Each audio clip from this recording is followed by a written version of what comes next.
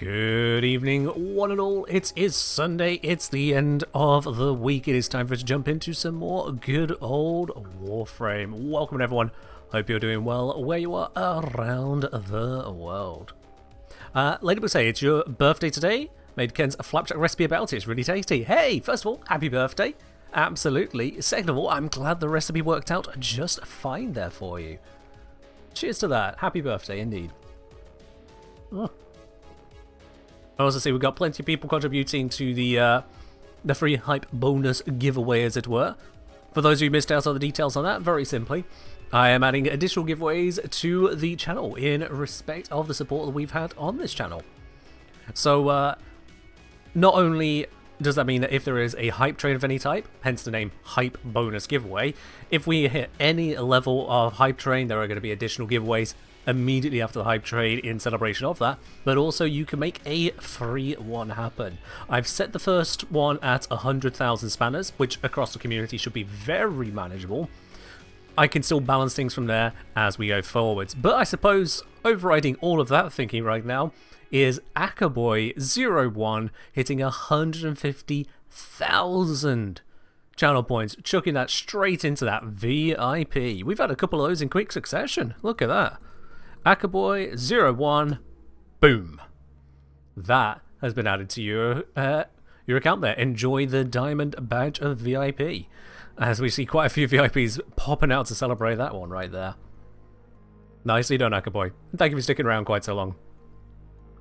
You said you were going to do it? Hey, you said it. You did it. Absolutely. Thank you, Kelton, for the bit. So yeah, with regards to the giveaways, what I've currently got set up is actually a bit of an interim thing. Because I have discovered, well, not discovered, I've figured out that I do have enough know-how and skill behind me to make something different, and I have the inspiration as to what different to make, so I'm making it different. You say, really meant it when I said the wrench-based giveaway is not individual. Yeah, it's capped at 2,000 spanners per person per stream, so it requires people to either work together, or it will just time out. But it is also set to be ridiculously easy as a community. It's not supposed to be something unreasonable. But with regards to the giveaway process, I am in the process of developing a bespoke custom interface that'll make things a little bit more interactive. Yeah, you may see some streamers, they'll have maybe various characters bouncing around the screen, they may have a marble run or stuff like that, but I wanted something specific for this particular stream. Something that I could manage and make happen exactly how I want it to. So yeah. Also alongside that, we have the Bed Enjoyer dropping their prime over here. Welcome to the channel proper, enjoy your lovely blue sub badge as well as your bed, I suppose. Enjoy all the bits and pieces that come along with that there as well. And King of Goblins at the same time with their prime, but reaching up onto 6 months. You've got the golden badge next to your name. You've got a blue and a gold joining us right there. To the both of you, cheers indeed. Cheers indeed. Making an interface for giveaways, very mean, also very cool. I mean, I've got software I've owned for a while. I just haven't really had something to make with it. And this is something I can make with it. The last time I made something with that software is when I made a pretty basic video game for my dad for Father's Day years ago. Which, fun fact, is actually now the anniversary of him receiving that because it's Father's Day in the UK today. So there we are. It's been a while. It's been a while. And with that sub from LU, actually from LU, but gifted directly to Catacosmo, we've just had ourselves a hype train kickoff as well. It's already here. The train is in the station, all aboard because of the giveaways. Now, it's at 93% of level 1. I want to be very clear because I know that Twitch isn't very clear about this. It's at 93% through level 1. It hasn't yet reached level 1, is what that says. The 45 bits from Queen there gets us a little bit closer. So thank you very much for those 45 bits as well, Queen.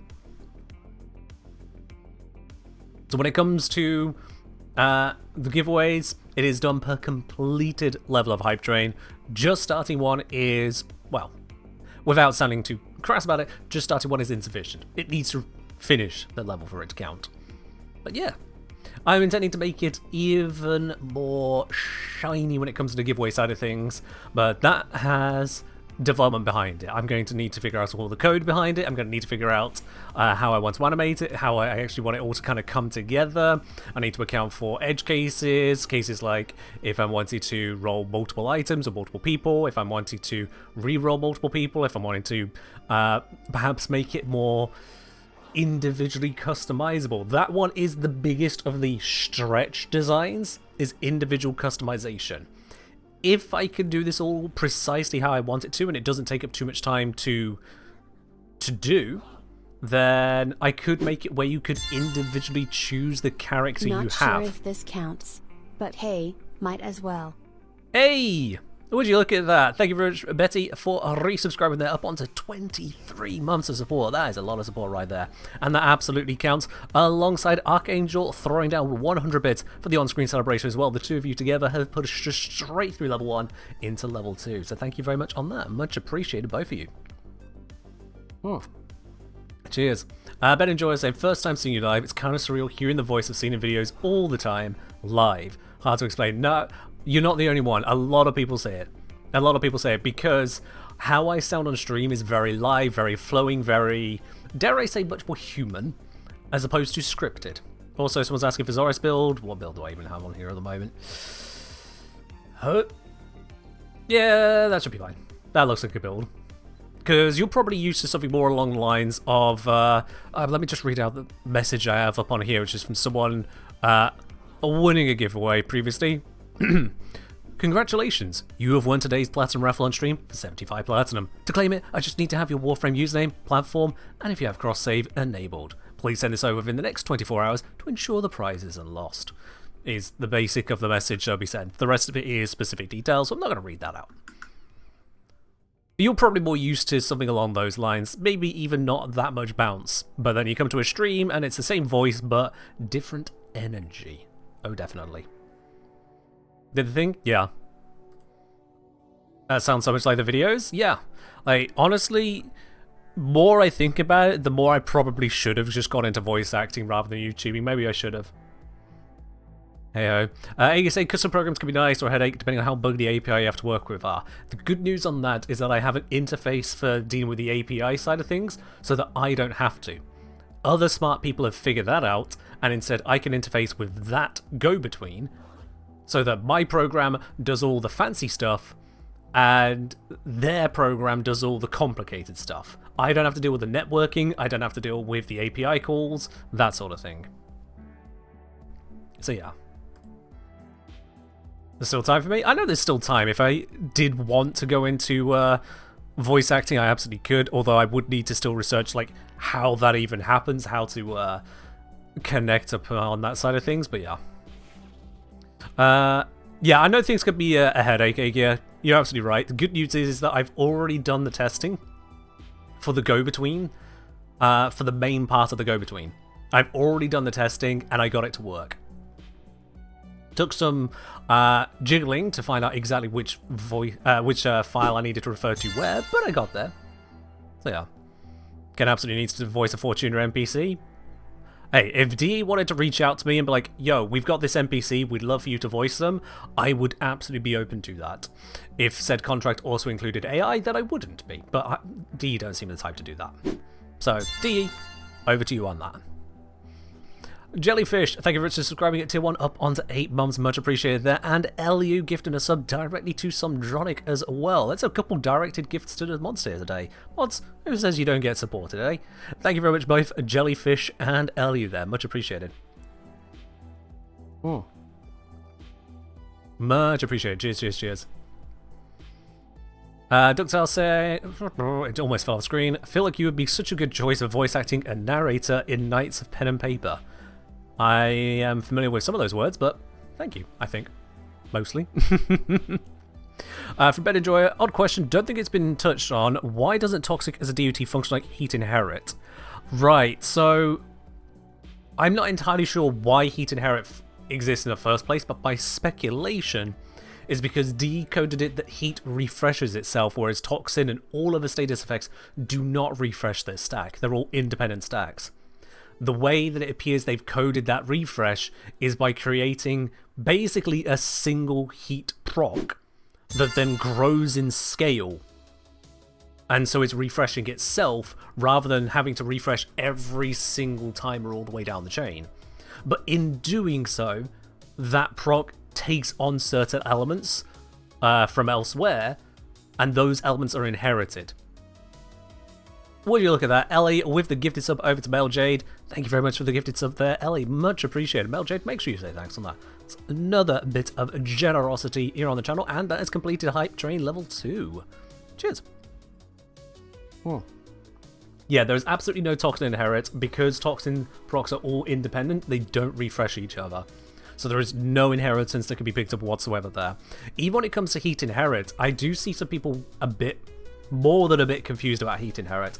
And you know what? Let's actually see if I could do a little something to help people understand that Heat Inherit better. If I grab the Tenora Prime real quick. Let's grab you on a testing build. Take off that. Status chance is 24%, but that shouldn't be a problem for the type of test I'm about to do here. Let's take off the companions. We have no interference from that. We're just doing Lavos. Now, I am gambling a little bit on chance work in my favor. It's going to take a few attempts to really do this. But it's something I wish to demonstrate and verify. As I'll say, also possibly so it doesn't have to track infinite number of procs, and possibly different numbers of modifiers.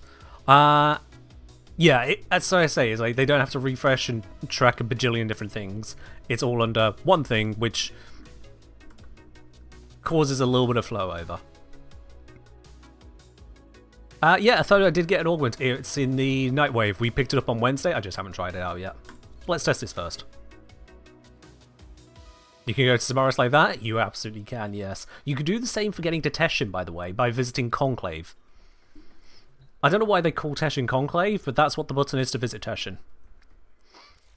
Alright, let's grab the Arid Trooper Xmas, level 200 Xmas. That'll do just fine. I don't even need energy, I'm Lavos. So, if I do a quick little heat bonus there, and let's go... is damage number scale. Let's make that nice and big. I know, happy hour, that's the joke. 840 with a heat proc, non-crit, doing 422. 840 to 422. Why 422 and not 420? Don't know. I'll be quite honest with you. There's some... Well, I do know that it's going to come down to quantization, and I hate it. But 840 to 422, non-crit.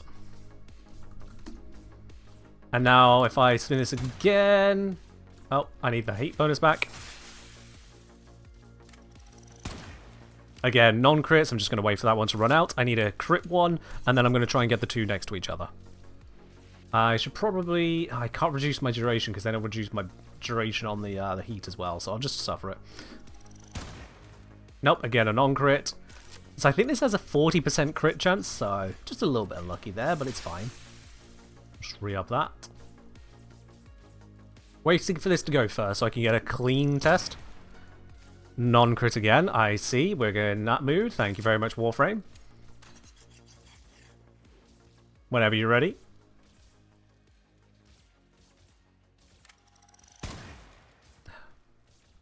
Okay, this might take a moment. This might take a moment. It's fine. It's only like 10 seconds per, but come on. 40% chance.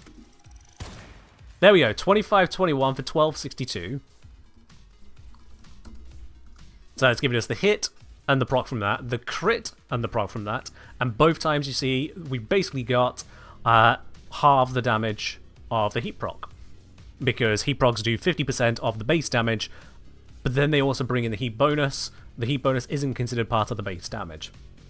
As the bonus we're taking out and then putting back in is the same, it has no difference of effect there. But it's fine. So, the bit where some people get confused with Heat Inherit is whether or not crits apply. So now we're going to see if I can get a crit and non-crit one after the other. Either order doesn't matter to me.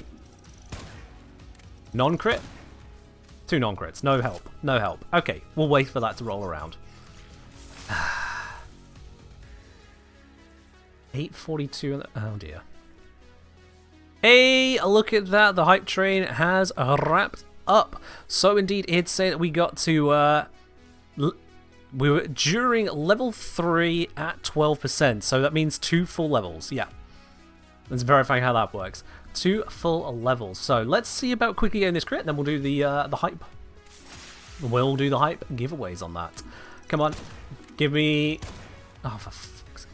This is 40%. I know it's 40%, but I'm going to verify.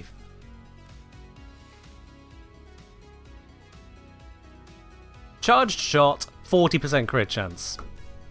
I need it to be about that 40-50 because I need both types to happen. Otherwise, normally when I test with this gun, I put on point strike to give it 100% flat. It's nice and easy that way. Anyway. There we go. And the proc is 1682. So... 1682, and if we have a look there, that is indeed we can just look at the numbers there. It's the 2 added together, but -2 because there's some weird quantization rounding going on. Point is that having the two hits side by side allowed one to be a critical damage proc and one to be a non-critical damage proc in terms of the amount of damage it added. There are some people that believe that heat inherit means absolutely nothing from subsequent shots is counted, that it just stacks up the original proc, and that is not true. So if you start with a 422 proc and hit with a much higher hit, it doesn't create another 422 proc, it creates its own proc. The only thing that is inherited, to my understanding, is the actual heat bonus. It might be heat in faction, but I think it is just the heat. Actually, I'm going to double check on that. Now I've said it. I think it's just a heat, but it might be both.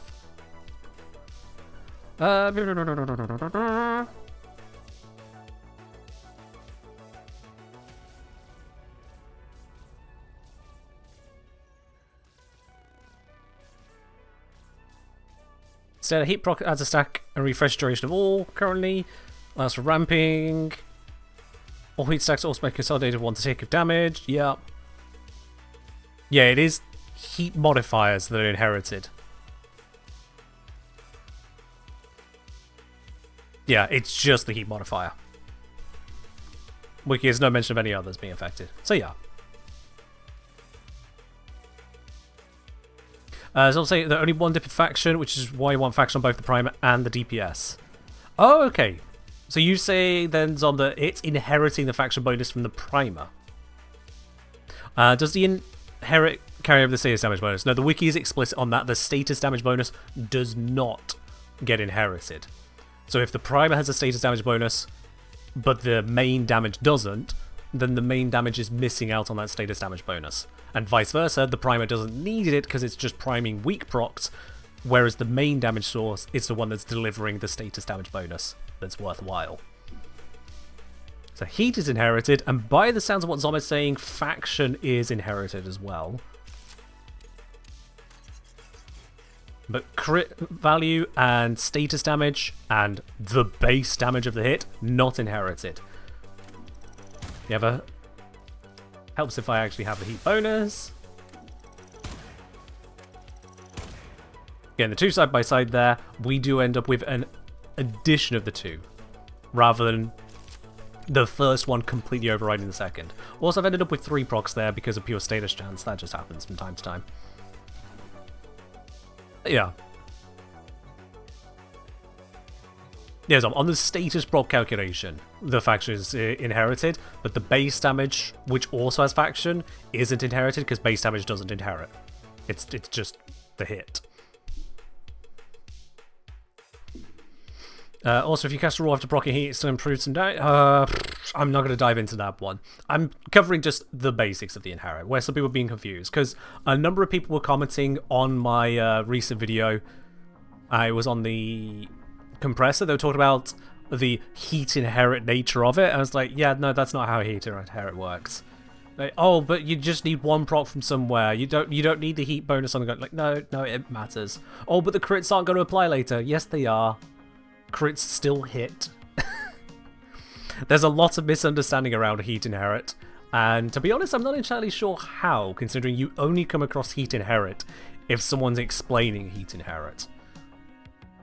I guess there are just some people explaining it wrong, which is wildly annoying. If draw is considered a faction bonus, does it get inherited? The faction bonus gets inherited, yes. It's not so much, is it because it's considered one, it is one. They are one and the same thing. Raw gives you a faction bonuses get inherited. You don't need to worry about it being an edge case or something, it just straight up is that, thankfully. For once, Warframe was consistent. Alright, it's now about time that we do a little bit of giveaway. So let me roll up out of the list of things. What's going to be number one? We're going to do a former bundle for our first one. We are going to do a former bundle. Excellent. If only it told us on the mod card that Raw was faction bonus. Oh yeah, that would be nice, wouldn't it? That would be nice, wouldn't it? Unfortunately, we do not get such freedom. So then, let's slap this up onto here for the moment. Start the giveaway. There we go. Giveaway has been launched. The botgeneer, hopefully letting you know. You just need to type !hype me in the chat within the next minute for a chance to be the winner for the former bundle.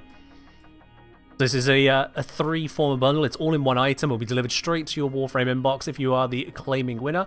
!hype me to enter into that there. We can see the names are streaming on in. Absolutely. I think this is sorted by first in, so you won't see your names being added unless I constantly scroll. It's fine. Whilst we're waiting for that to come through as well, is that Bone-nitus. Bone-nitus, thank you very much for subscribing with your Prime. Welcome into the channel proper, and enjoy the lovely badge next to your name there. Cheers. Does capitalization matter? It does not, no. We already tested that one. I had a few people from the Sports Tea Lounge happily test out this bot to make sure it was working yesterday. It indeed was working yesterday, and fun fact, it seems like it's still working today. And there we go, our winner has been decided. Our winner is Zomtronic. Our winner is Zomtronic. Zomtronic, we just need you to claim it there. Zom has hit claim. There we go. Zom, it is going to be yours. Zom, what username am I sending that over to? What am I sending that over to? Is it rigged? It's probably rigged, isn't it? Yeah. I've secretly gone into the code and gone, if Zomtronic, winner. Where are we sending it? I'm imagining it's going to be to a Zomtronic. Winner. There we go. Well, that's one item sorted out, but we didn't do just one. We didn't do just one. Oh, no, no, no, no. You guys hit a level 2 hype train. So let me just spin my little wheel behind the scenes. Let's do... I don't want to do another former bundle. Spin again. I don't want to do another former bundle. Spin again. Omniform. Okay, that's a different one. We'll do the different one. It bloody well chose former bundle that many times over. Omniformer. Let's do that. Omniformer. And start. Same again. Grab yourselves the exclamation mark hype me if your name is Zomtronic. Don't be greedy. Let someone else win it. Let's give you all a moment to grab the chance there. It is an automatic minute. You just have to be in it to win it. Simple as that. No take backsies if you miss it. No take backsies if you spell it wrong and screw it up. Earlier you going for exclamation mark Zomtronic. That is in fact not a command. Quell surprise. Give you all a moment on that there. This is for one Omniformer. Gifted straight out of the market. Got like 25 seconds left on this.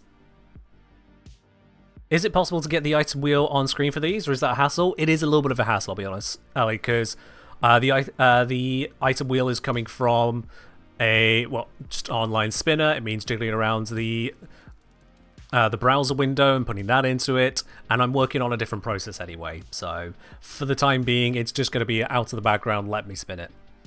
Alright, our winner is King of Goblins. King of Goblins, I need you to type exclamation mark claim in chat to claim it. You've got 1 minute on that. Let's see if you are, in fact, awake enough to claim it. You should be. You just entered. There they are. King of Goblins hitting that claim next to that lovely golden badge. In fact, they say that they are watching without audio. Somehow still wins it. That's how you pay attention, I suppose.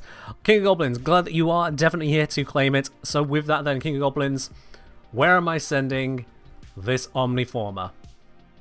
What username am I sending that over to?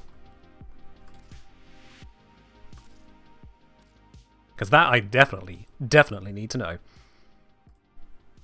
Also, I can see that the bot is successfully sending it out as whispers, so you can reply to the whisper with the details. I actually forgot that I had successfully set it up to send the whispers and needed to test that. It's working. So yeah, you could just respond to the whisper with it, King of Goblins. That is in fact my account.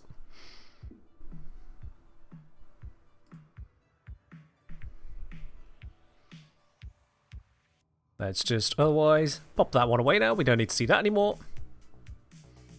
Hey there, Fancy Dub. Welcome on in. We're doing alright here. Hope you're doing well yourself.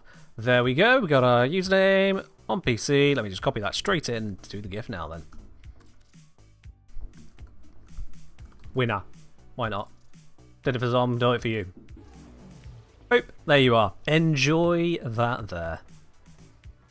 Alright then, so that is very simply how these hype bonus giveaways are going to work. So whether it's a hype train or if it's the community challenge, whichever one rolls around, that is how that's going to work, at least until I have the even fancier system set up. Simple as that.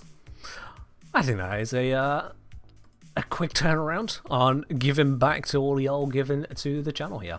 I'm happy with that. Let me know how you feel on it. For now, Athodai, you have a brand new Augment. Now, God knows what my existing build is on this. It's probably terrible. Yeah, that's terrible. Oh dear. Athodai pain points. Here it is. It's a 7 drain Augment. Okay. On weak point hits with primary fire, plus 60% weak point damage for 5 seconds, stacks up to 10 times.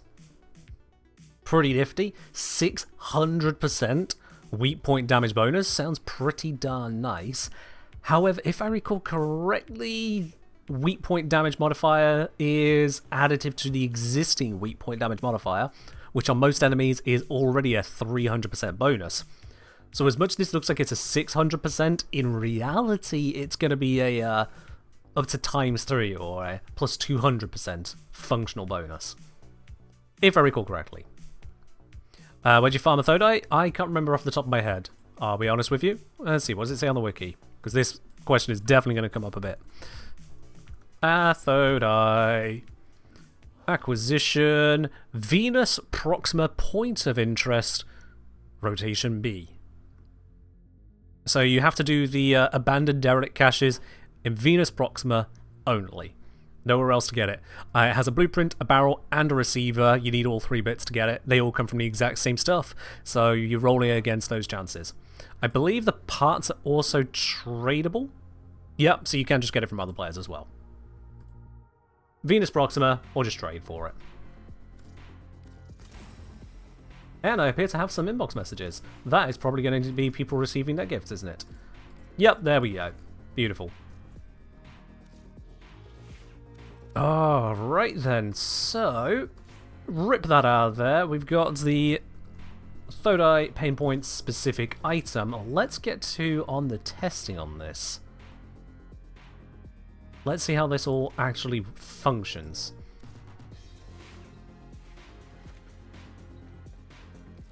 Up ourselves once again straight down to Samaris.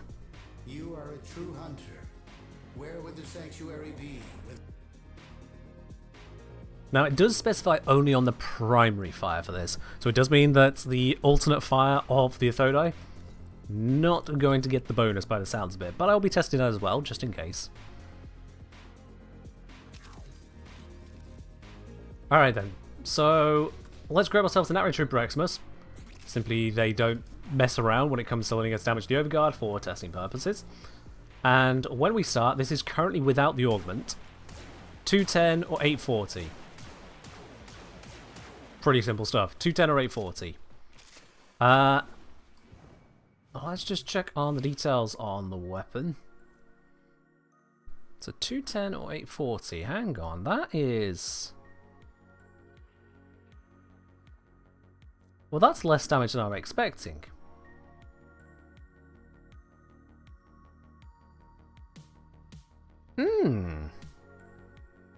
No, that's correct. Nope, I had my numbers wrong. That's correct. Yep. So 70, triple, 210, and then it's double for crit damage, but double again because of a critical headshot. That is perfectly fine. 210 or 840. Yep. So that is working fine at the moment. 210 and 840 on the headshots.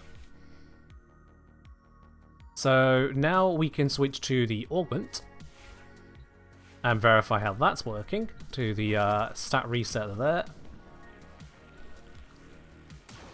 210. And then we're just going to hit a few crits. 399, 462. Let's max it out. So we're now hitting 840s directly.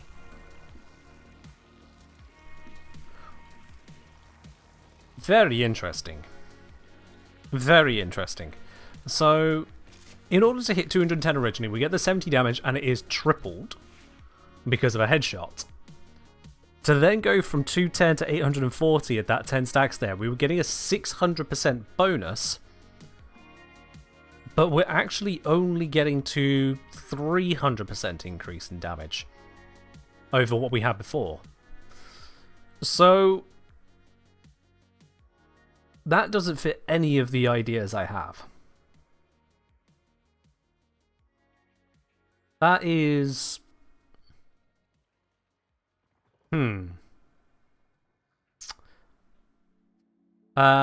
So say headshot damage 2 times 1.5. Of course, yeah, because it's not actually 3 times, it's 2 times 1.5. I remember this coming up before now, yeah. Yeah, because DE didn't code it as 3 times damage, they coded it as 2 times 1.5. And then it becomes 2 plus 6 times 1.5, which is what you were saying, yeah. That's why it's 300% increase over original. Yeah, thank you, sir. I would have been scratching my head for a goddamn long while over that. Thank you very much for answering that one straight away. So this works as expected. It works like the other weak point stuff. So I didn't remember that it was additive with that. I just forgot that it was a 1.5 times 2. For those of you unfamiliar, originally headshot damage was 2 times. But D wanted to improve the amount of damage that precision weapons did and reduce the amount of damage that AoE weapons did. And so what they did is they made it where precision weapons, non-AoE, would on most enemies have a 3 times multiplier. Whilst against enemies that, well, when they were using weapons that shouldn't headshot like that, they were getting just a 1 times multiplier. And it seems that to do that change, they took that 2 times damage multiplier, multiplied it by 1.5 for precision weapons, and what, divided it by 2 for AoE weapons? I'm not fully clued in on the details there, I'll be quite honest with you, but it seems like that's the approach they took. Which now means that for weak point modifiers, it modifies the base, not the separate multiplier. Multiplied by 0? No, that would give you 0 damage bite. So this gives 900% instead of 600%? No. Depending on how you're reading it. Given the lack of overall weak point bonuses that exist, there's just otherwise pistol acuity. So ignoring pistol acuity for being additive with it, this gives you a 4 times damage bonus or 300% extra. So the stated amount is twice what it actually gives you if you compare headshot with and without it. Because the headshot has an innate 200% based Warframe rather than 100%. So yeah. It's DE math. It is without a doubt DE math, and thinking about it hurts me.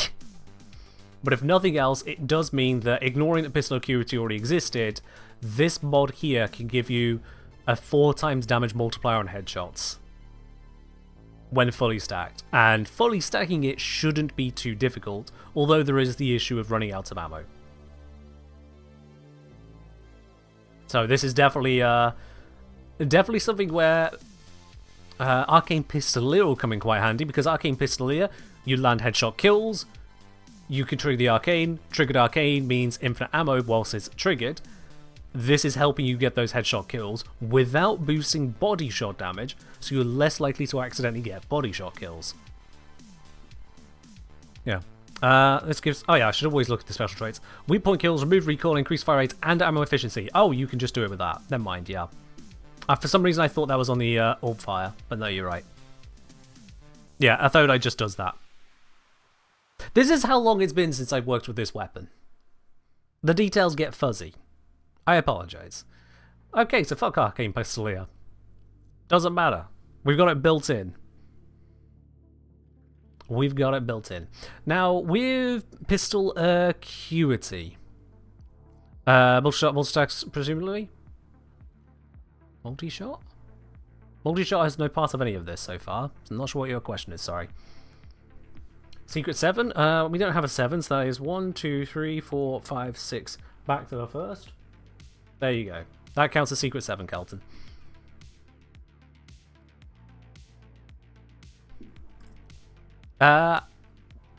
Maybe not now then, Bite, seeing as April Fool's is a yonks away. I've never actually leveled up this mod. This gives us plus 350% weak point damage, but also plus 350% weak point critical chance, but then it locks multi-shot. I think given what Athodai is capable of with the Augment, this might actually be a bad idea.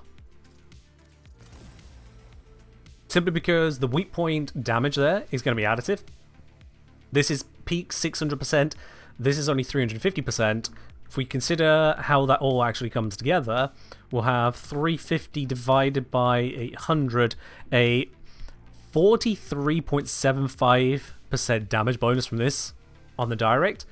Then there's also the weak point crit chance, but we're losing multi-shot in the process.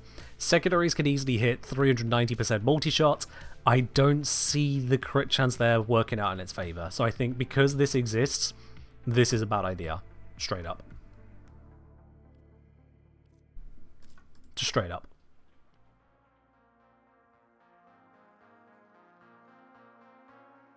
LSA, a fun bug reported a week ago is that the passive is supposed to remove recoil but actually increases it. This might be mitigated by the no recoil if screen shake is disabled. Wait, hang on.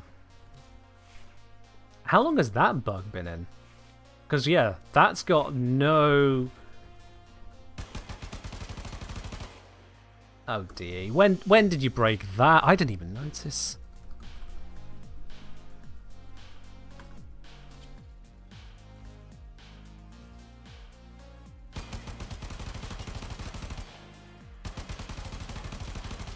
I mean, this is supposed to go. Do I need to reload the area?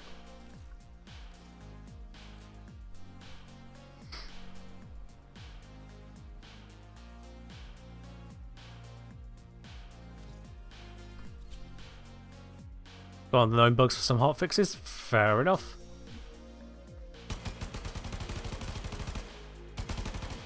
I remember this gun having a bit of a kick, but... Hold on. Weapons with definite kick to them. Repeated kick, so it needs to migrate upwards. I mean, Bratton should do that, right?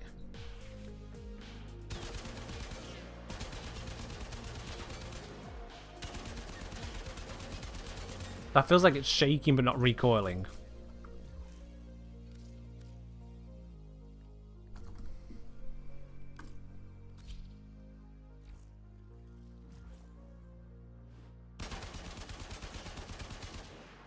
Although, turning off the screen shaker has definitely improved the accuracy.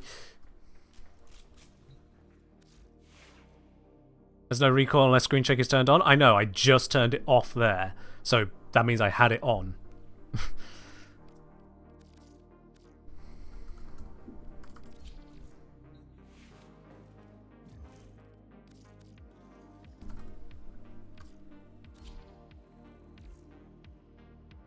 Alright, try this again. People are saying use Piranha.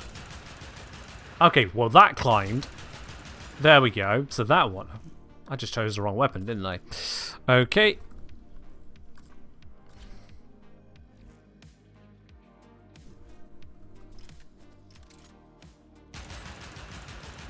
Fucking wild.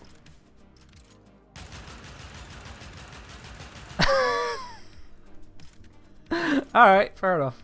Fair enough. Screen shake is stupid anyway. Oh dear, oh dear, oh dear. Let's do that. Don't need to have you up there anymore. Wonder how many recent weapon builds need to be adjusted with minus recoil? Yeah. I am concerned about that very thought. Yes.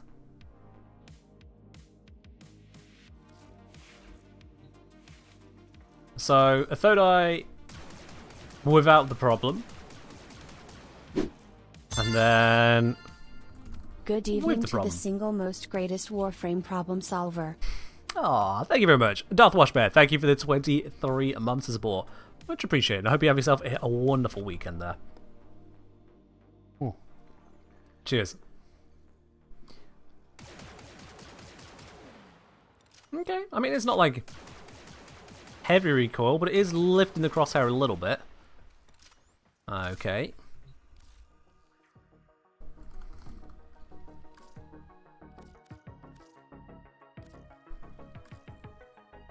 And then... So we got... Current shake. Yep. Gonna run out of ammo.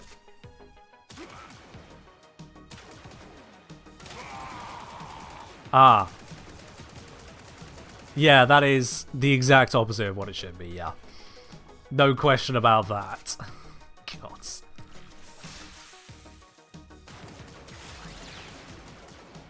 Oh, I apparently didn't even get the headshot kill there. Go figure. Yeah, that's stupid. So, one bug countering another bug. Is there anything more bug frame than utilizing one bug to fix another? Oh dear, dear, dear. Alright, let's lap on some of the basics. It's already got heat, so I don't know if I really want to mod it with heat. I can get heat from Fence Formation as well anyway. Let's give it some self-priming viral, because viral is just the best thing. Let's go with... We're going to be applying heat, so might as well go for a Cascadia Flare for the heat bonus, so damage from heat. Crits are worthwhile to bring out for this. There we go. This is it going to... Yeah, it's going to give us a fire rate bonus as well, so that will counteract that. Pretty nice. That's our crit chance, crit damage. I'm going to run out of modding space, but that is fine. Might as well just slap this on now, actually. Bam. I could still mod in heat and use that dash polarity there, but let's stave off of that for a moment. Grab that there because, again, multi-shot, fire rate, we get even more from this. It all just becomes beautiful. You believe they did a double minus there? It's possible. It's possible. Because I...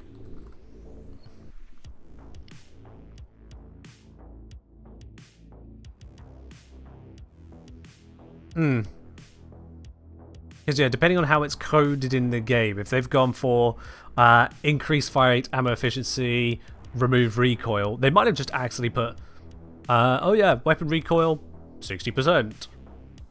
Or however much percent. 100% because it's removed, but it's not removing it. In any case, it is what it is. Would I do gas? Probably not on this, no. Probably not. Gas is a very difficult proc to actually make worthwhile, because if it's not applied frequently, then you're just kind of missing out on what you're going to get from it. If it's not being applied with full power, you're just going to get shitty little gas procs that only slightly tickle the enemies around them. You want a duration on gas, you want enemies to be blundering into it, so you're kind of controlling choke points. You don't want to have to spend so much time setting it up, because then it's going to be running out. You need it to have power, but not too frequent to proc, because otherwise you're going to hit the 10 proc cap. Gas is a very difficult one to make work. A lot of the joy I see around gas can just be done better with other things. Whereas if you can get very high proc chance, but not hit the proc cap, and you can put enough damage behind it reliably for it to matter, and you've got room to increase the duration of it, then it can get some work done. Like with the Sharpened Departed Ash. What am I missing here? We've got the base damage, we've got the multi-shot, we've got a little bit of fire rate, more coming in from this. We've got the crits, we've got the weak point bonus. We've got some self-priming viral. I suppose I could just try and get more heat into it, because it is a bit wiped out at the moment. Can I fit in more heat easily? Not easily, no, not without leveling it. But if I move that polarity over to here, that'll take 5 off? No, 4 off, this will be 9. That'll be enough for Scorch to slip in. Yeah, might as well do that. Steal that polarity. No, not multi-shot. I didn't mean to click you. Actually, use that to get the heat. There we go. Convenient. Yeah, we'll go with that one for now. Okie dokie. With no other benefits behind it. Just going to be shooting. Let's grab a good old Grenadier battle group. Max out the level. I'm a Blast Toxin? That I am. My bad. Thank you. Very good catch right there. Much appreciated. So no benefits from Companion because none equipped. No benefits from Frame because it's just not doing it. Sans Corrosive Projection, but that's not that big a deal.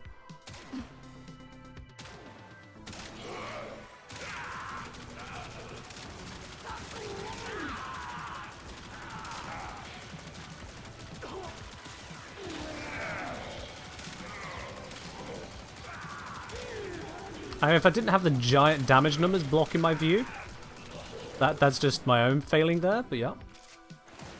Nope.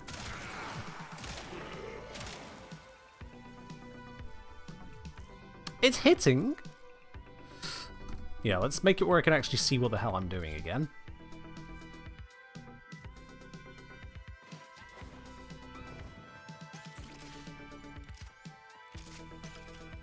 There we go. Alright, let's try that once more.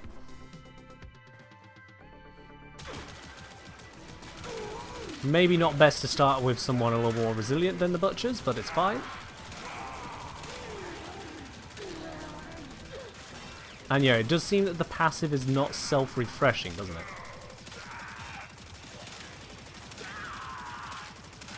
So you can't just go infinite forever on your ammo. But it still does do a lot of work in terms of saving ammo. There we are. Now, on that thought, does it reset if you use Pistolier? Apparently I wasn't searching. Pistolier.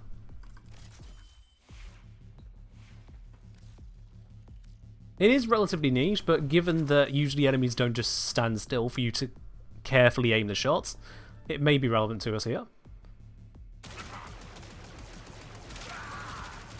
Especially when they start flailing around.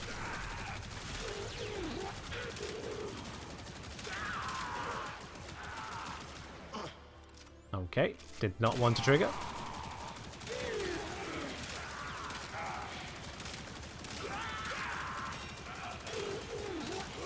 I did equip it, didn't I? Fairly certain I watched myself equip it.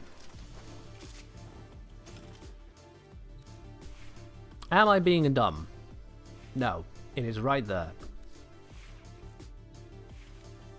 I didn't see it trigger.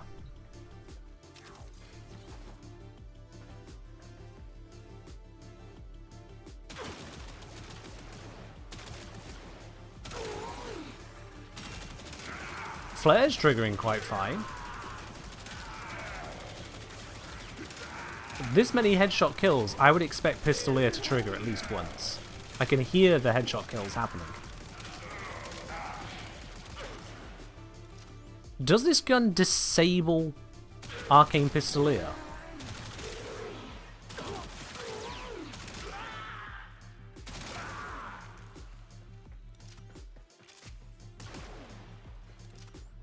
I think this gun disables Arcane Pistolier. Mel Jade, I take it that you are quoting from somewhere. Let me guess, Wiki? Takes precedence over Pistolier, preventing it from triggering. Okay. I don't like that it takes precedence, I'll be honest, because Pistolier definitely has a use case, but I guess they've decided that use case is not allowed.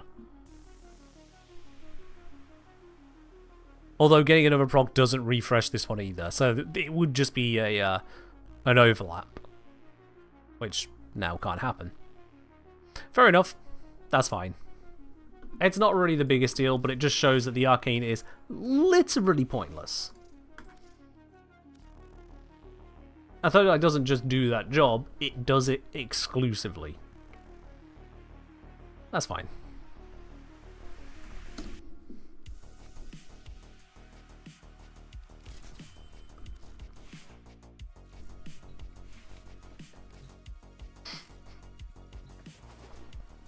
So now let's buff this up a little bit.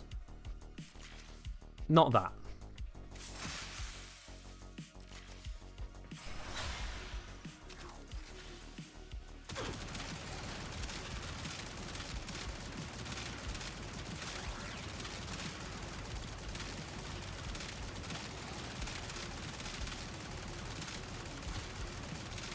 Yeah. It's still single target, but yeah. Let's take it a different direction. Because I'm Lavos.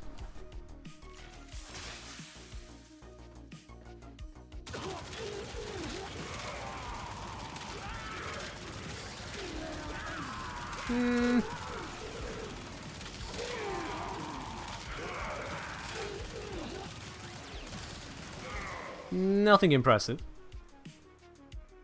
So I'll take it a different direction. Because I'm Lavos. Low reserve ammo? Yeah, it's supposed to punish you for not hitting the headshots.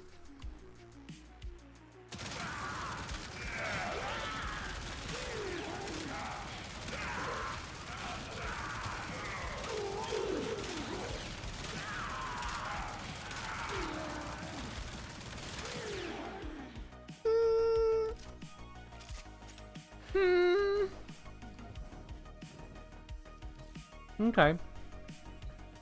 Let's switch build. Not switch build on you, switch build on you.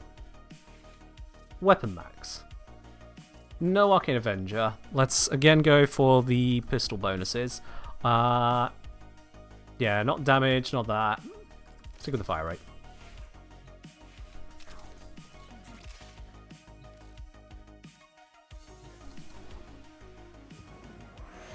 Let's add one buff, let's add another buff.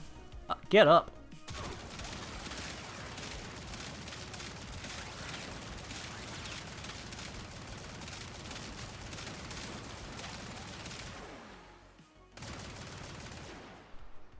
I mean, it's killing. No doubt about it, it's killing. But I am also buffing it quite considerably there. But still, it is killing. In terms of its status output then, when I do apply the Valence bonus, that is going to put in an overwhelming amount of heat on top of the elemental split that we've already got there. So we've got a 180% elemental modifier here, 200% coming in from Valence formation. So that's going to give us 260% modded heat on top of the base heat, which is already 68.6%. I'm just going to call that 69%, let's be fair. So we've got 69% heat, plus another 60% there. So that's 129 of heat, divided by 180, 280 total. So we got 46% heat. Normally. But if we add in then the valence, it becomes 69% heat. Again, 69 is coming up.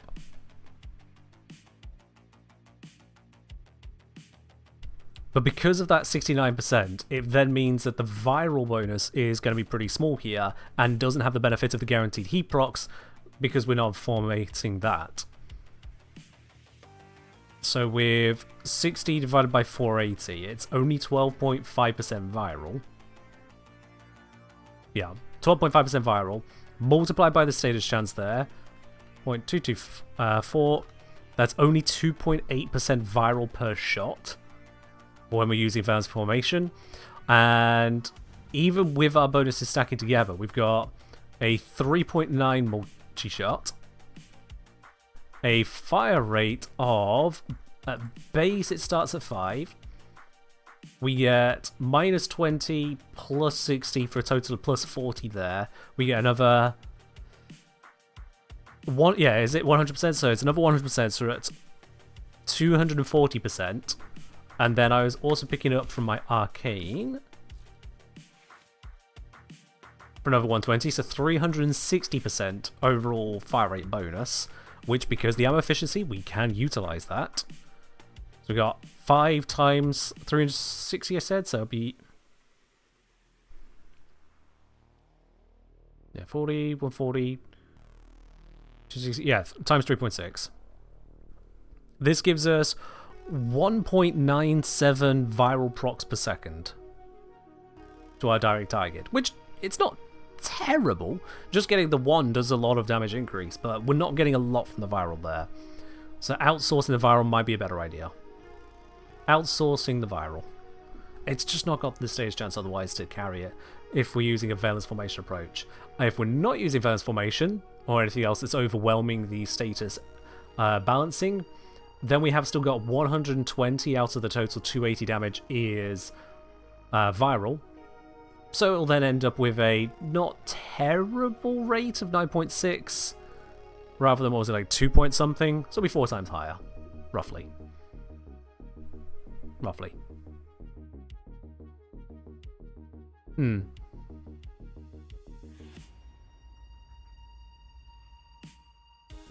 At least a possible use case for gas is its ability to headshot. Might activate the passive where others won't.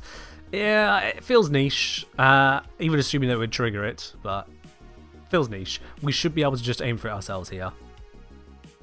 Goblin's asking, is Lethal Torrent a good option here, given the passive and the Galvanized Diffusion? That is a good shout.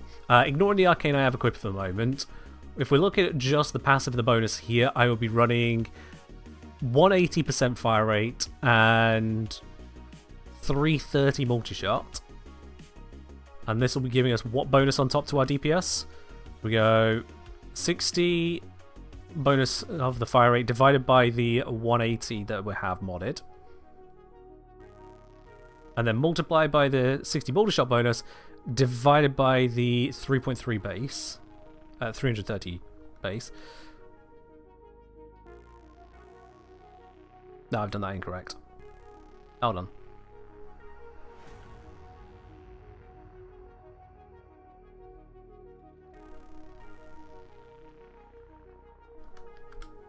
Yeah, so this mod is giving a 57.6% DPS increase. 57.6. Meljed asking, assume Gunko works normally with the headshot bonus. Gunko should just work normally with pretty much everything here. I don't know if the Athodai considers it additive or multiplicative. Where's the sheet? Let's see, I think there was a link placed in the Warframe channel on Discord. There it is. Let's see if the sheet has the up-to-date info. Current edition. Control F, it said Control F, Athodai.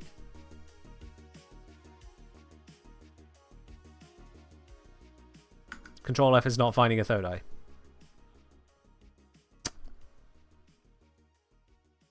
That is unhelpful.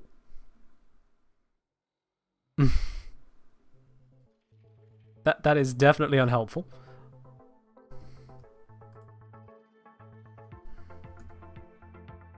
Okay, not on the sheet. His cancel just skips over. Oh, I assume they'd have actually just listed it just to say, yeah, no. Fair enough.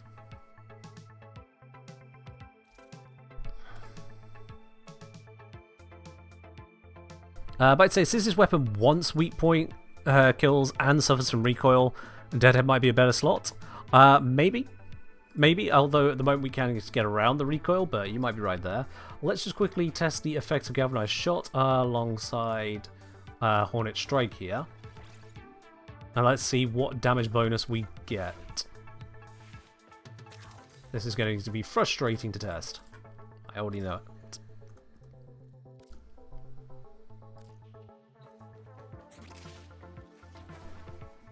Okay. 174. Or 349. Yep. Oh, that was not supposed to kill them. That was supposed to just proc them. Wow! I need slightly higher level butchers. I'll just let my bonuses run out and try that again. In fact, I don't want to wait for them to run out. Let's reload. I didn't expect the raw augment to kill them. I was using it for the puncture proc. Okay, what's in the inbox first? Go on, sure. Hey, we've got from BiteBitson a fancy egg. Thank you for the Oracle decoration. And from Zom, we've received another egg. Are you two working together? I feel like you two are working together on this. Thank you for the egg collection. Oh, dear, dear, dear. Egg Alliance. I mean, given the month, that has different implications, but sure. Alright, let's go 15. Can I test this with 15? Yes, good. Okay. So 174 or 349. Don't know where the O came from.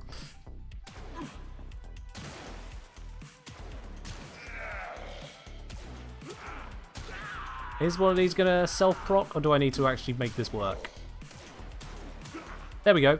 240, was that? 2... Heat proc. It was reducing their armor. God damn it. Invalid test. Try on something else. There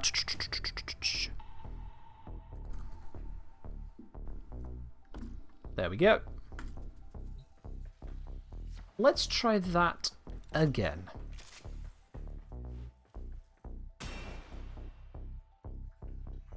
I'm probably still waiting for the bonus to run out. Let's just wait. Be certain.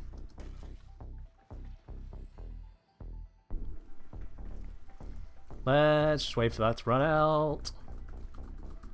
Okay, cool. So, base value. 224 or 448. Well, that was convenient. Thank you, game. One removed. 224. Heat proc into 504, 252. Okay, so the increase there, 252 divided by 224 is a 12.5% damage increase. Not a lot of damage increase. And if we refer back to this, just to make sure our numbers are all lining up here. So we've got 320 base, adding on 40% no damage per CS type on the target. So I think that was 40 divided by 320 is, yep, 12.5% bonus. Additive to Hornet Strike, confirmed. Okay, cool. So then there was the other question as to how will it work with the special mod, the Augment for it. Aim points.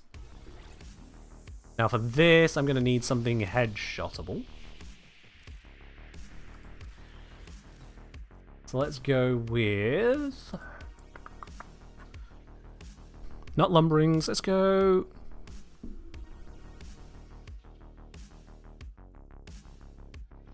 I should be able to get this to work with charges. Slightly annoying on the headshot, but it should be fine. Vulnerable to heat, never mind, something different. That'll get in the way.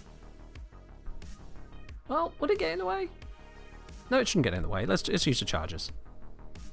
Lumbering have a bonus to the damage on headshots, Ellie. I think it's to crits, but it'll just get in the way. They have an extra bonus on there. Which, useful for dealing damage, not useful for testing. Okay. So the reason I was concerned about the heat is also because I want to apply this to guarantee the procs. Make my life a little easier. So, 304, but I don't know that was a headshot. No, it wasn't a headshot on that basis.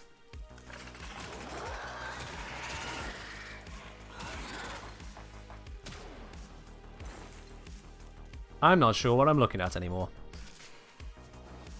Won't most corpus work? Corpus should work, but they could be a little bit weird. But let's grab some techs.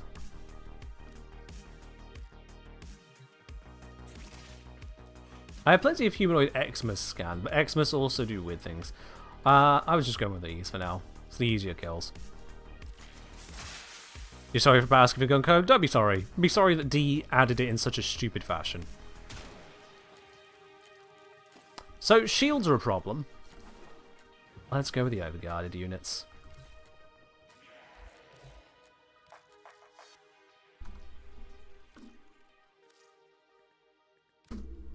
This should be fine.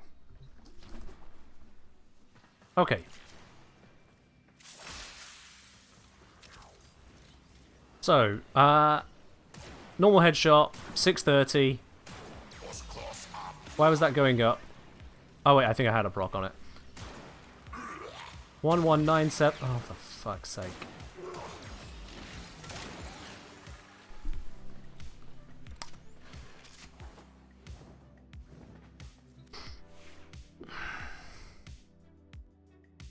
Did we ever figure out what was going on with anti-mowers? No idea. Don't want to find out. Could be related to that whole headshot thing of halving damage there. Don't want to find out. Okay, that's just a fire rate bonus. That's relevant. Maybe I just need to make this weaker. Alright, that's why I was... I knew that. I knew that. Of course, it's not a flat bonus. It increases with each headshot, not headshot kill. And it's going to make this an absolute menace to test because it's also got only a 5-second duration on it.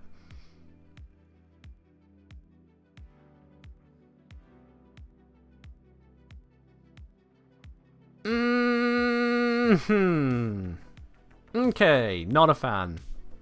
Not a fan.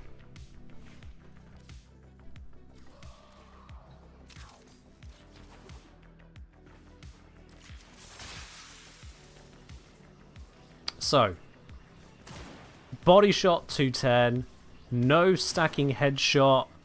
Why was it a crit? Of all the things. Of all the times to hit a crit.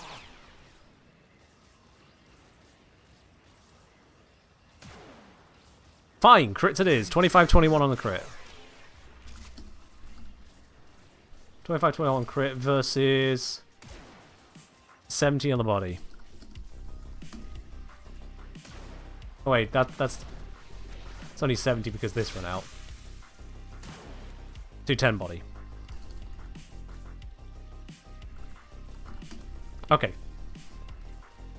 There's a hell of a lot of a crit difference on the headshot, but that's fine. Make sure no the bonuses are stacked. Stop with the crits, I beggeth thee.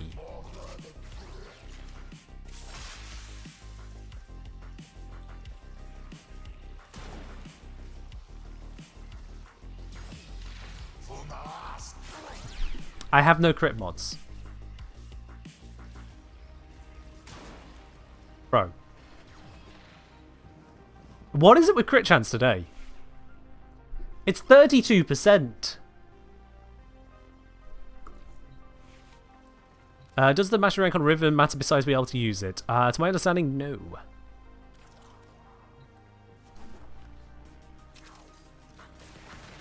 Oops, wrong button. Let's try this again. Yo.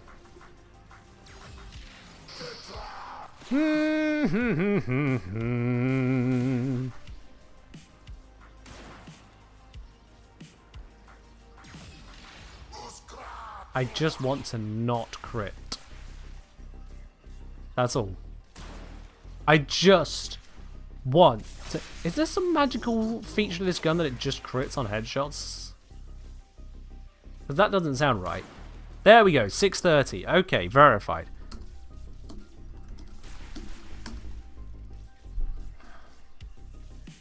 Man, DevTools will be so much easier for testing this bullshit. Okay. So, non-crit headshot, we got our triple damage as expected. When we go into the crit on the headshot, it goes up to 25-21. Is that as expected? So that would be 4 times damage. Yep, that's crit and doubling. Cool. It is all working as expected so far there. Right. What was I testing?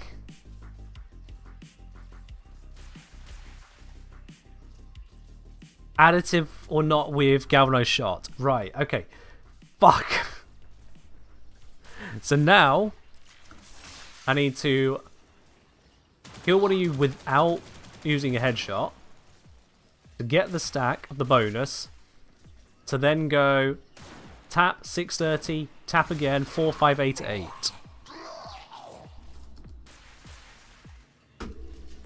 4, 5, 8, 8 is really frustrating, but it's fine. Why is it 4, 5, 8, 8?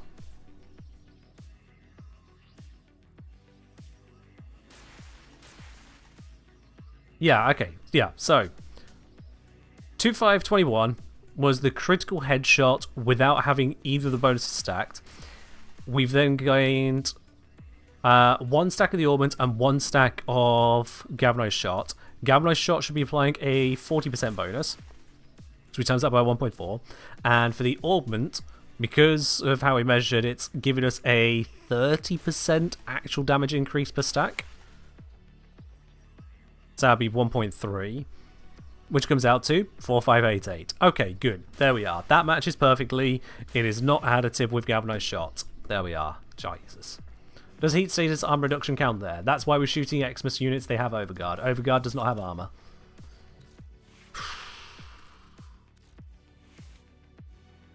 So this is working correctly. For a limited definition of correctly. That is good. Okay. So going back to looking at this then, if you were using a full primer, then you could potentially get some power out of this, but to be quite honest with you, I feel like the damage stacks it can grant are a little frustrating. When we can get 480% bonus from this, or if you're using Deadhead, plus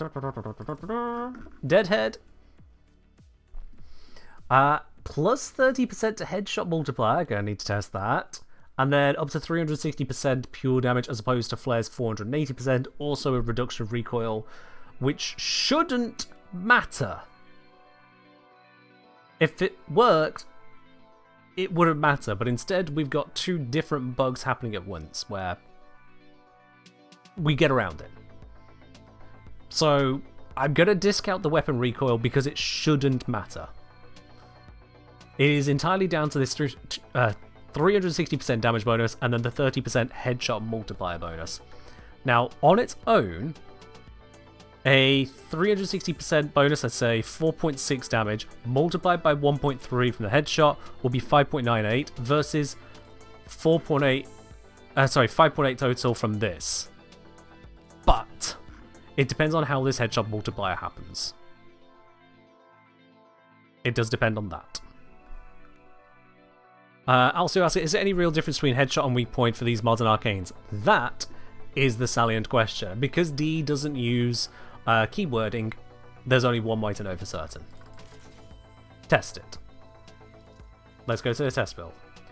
So, I can test without pain points first and just have Deadhead equipped and see what damage output I get on a headshot on an overguarded enemy, so that we're seeing just the pure hit point interactions.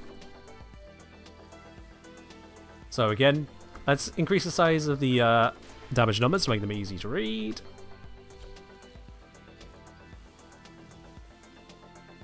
Okay. Body, 70 or 140, as expected. Headshot. 273. Okay.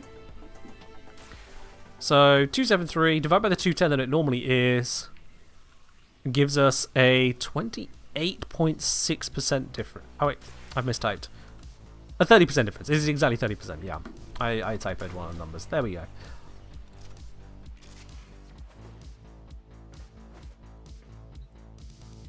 So now we grab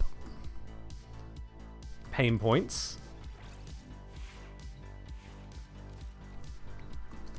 And what happens here? First hit 273. Second was a crit. That's annoying. I'm just going to let the bonus reset and try again because I don't want crits to get in the way right now. Are you fucking kidding me? 273 into 355. It's just going to be easier to work with the numbers if they don't screw me around. 355 divided by 273 is an increase of 30% damage as well, which would suggest that the two are multiplying together.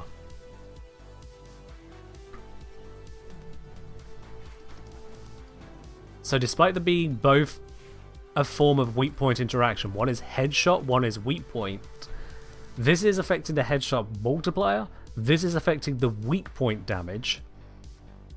And thinking back to the fact that the weak point on those units over there is both weak point and headshot, it's a 2 times 1.5. I wonder if this is multiplying the 1.5 by 1.3, whereas this is multiplying the 2 by 1.6, or 1 plus 0.6 per stack.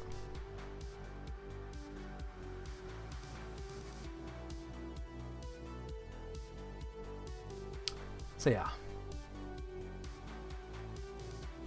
Regardless, at least we see where it comes together, is the point.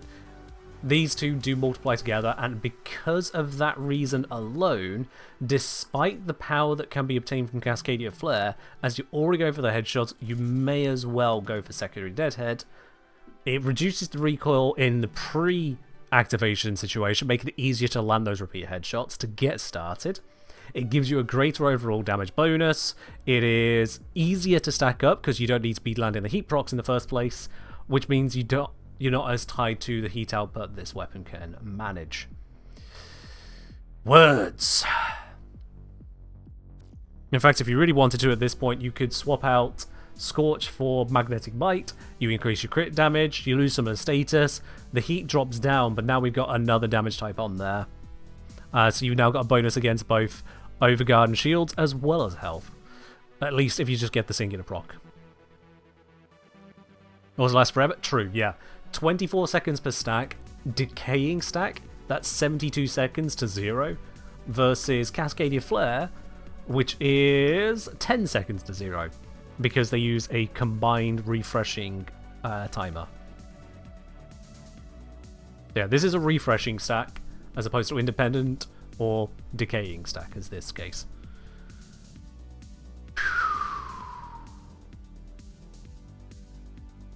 Crikey.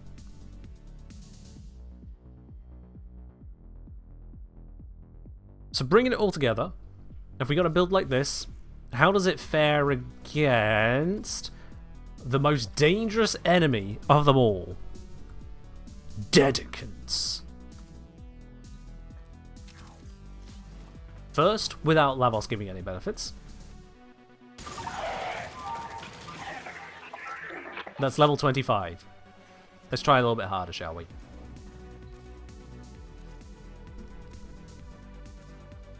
There we go. I am going to use that one at the back there to trigger the effect.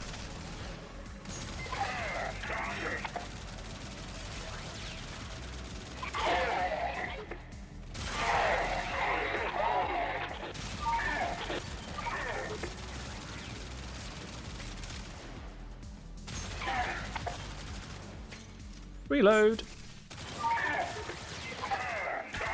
Oh, we're out of ammo.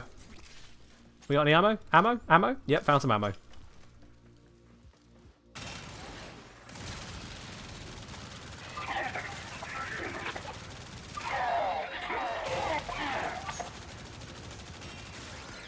And then we have to reload because that's headshots but not a headshot kill. And there we go. And back to the power again.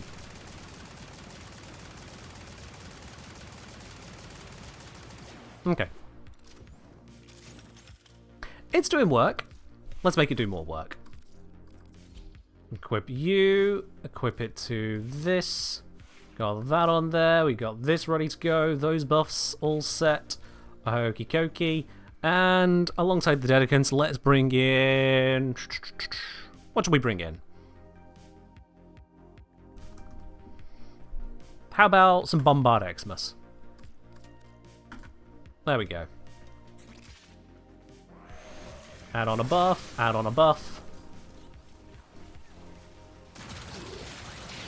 Maybe not make the damage numbers so absolutely impossible to see through.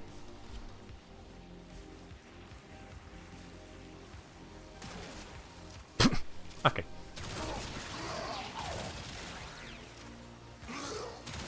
I'm being slightly gazumped by the heat procs here, actually. There we go.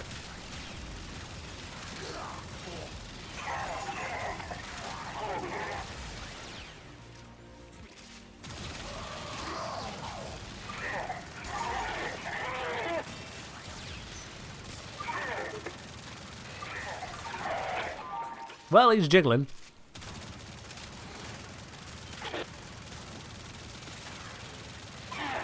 God damn, these things are so pointlessly resilient.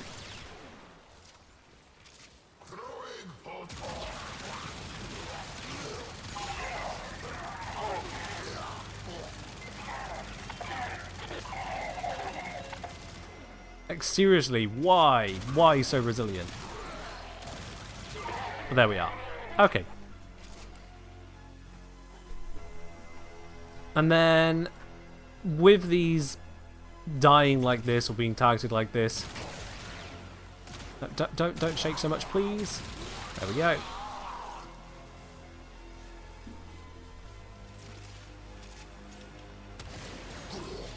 It appears that I cannot use the alt fire whilst the passive is in effect. Yeah. Which is certainly a design choice.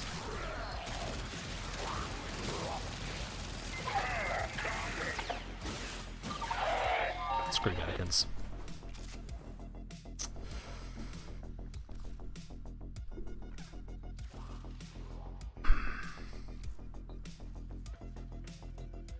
Okay. So, honestly, it doesn't look like there's much else that can be done with this weapon. The Augment doesn't interact with the secondary fire. It doesn't interact with Arcane Pistolier. In fact, it disables... This passive disables the alt fire, and it disables Arcane Pistolier. This only works on weak point hits. It's not really got anything to interact with there. Mathematically using Primary Acuity alongside that is kind of pointless, because then we also can't get the benefits of multi-shot. Yeah,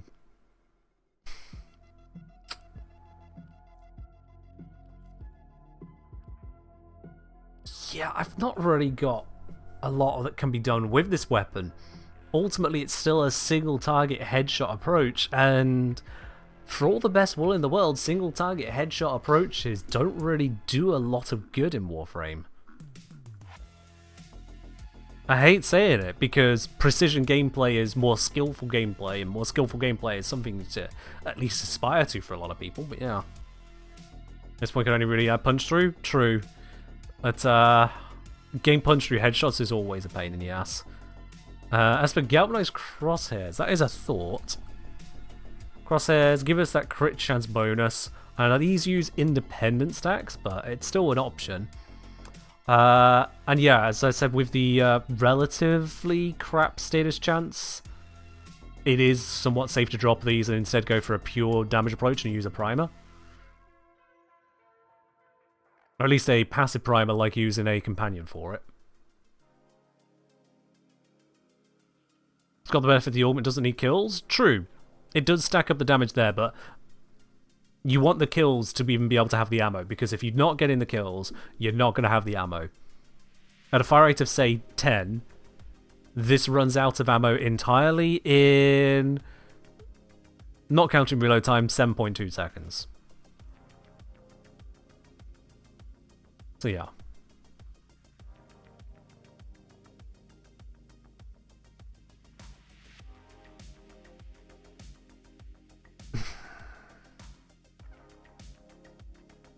I'll be honest, I don't think I can see value in this weapon. Even with the Augment. I'm trying to think of where one might want to use it, and aside from, oh, you really enjoy the idea of the Athodai, I just can't get particularly excited about the concept of it. Switching back to the vial for a moment, let's just run the numbers on theoretical damage output here. So we start with a base of 70. We've got then a fire rate bonus, which is 40 plus the bonus from this for 100. 140% fire rate bonus. So base fire rate of 5. Fire rate times 1.4. And then we've got pure damage of 3.6 modifier, so 4.6 total. Elements, I'm using 1, 2, 3 lots of 60% and nothing else. Multi-shot is coming out to 3.9. Because we got 2.7 coming out of this. Is it 2.7? No, 2.3 coming out of this. And we got 60% coming out of this. That's 2.9 plus the base 1, 3.9. Yep, there we are. In terms of weak point hits, this is going to make us just straight times 4. Sorry, not times 4. With the added bonuses and whatnot.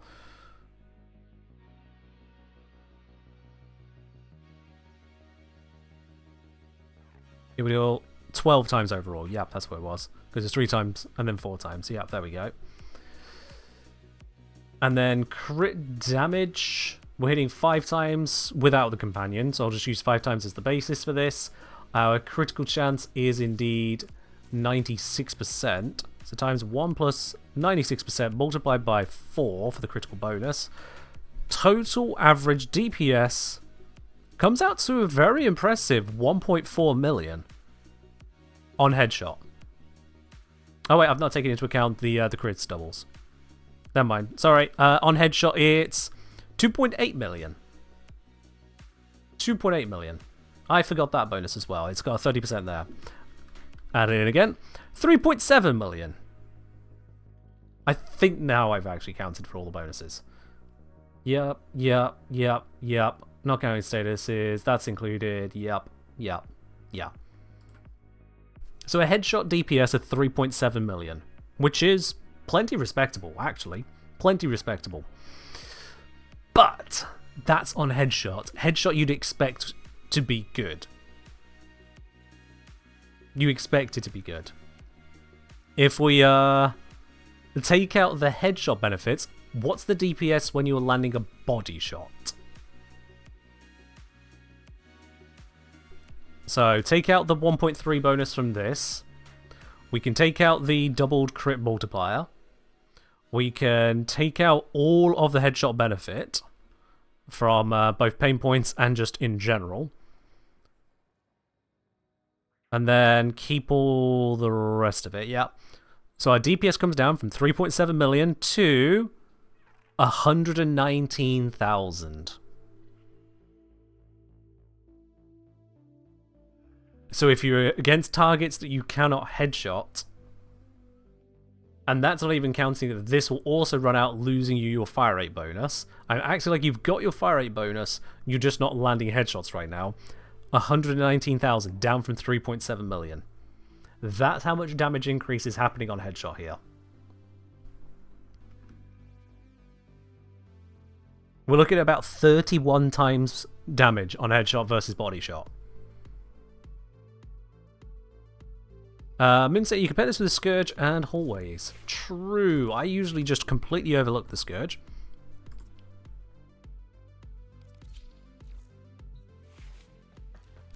I will be quite honest on that.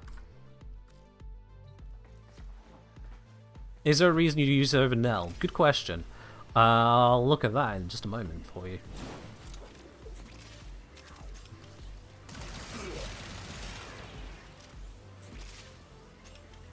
Alright, let's fully buff.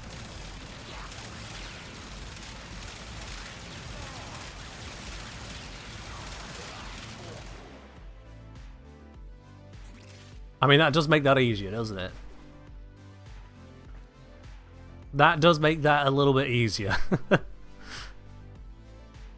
So, looking stat-wise, Athodai versus Nell. Nell has base damage 180 versus that 70. But bear in mind that the Athodai can get the damage buff, which is a functional 4 times damage increase, or 4 times damage on headshot. So that makes that 70 functionally 280 to 180.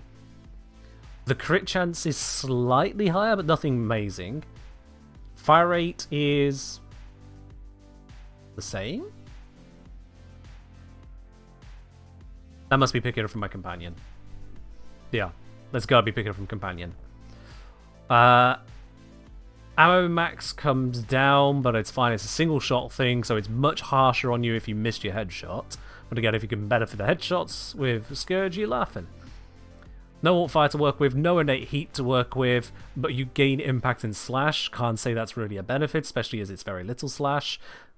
Status is marginally higher, but you're not using it for status.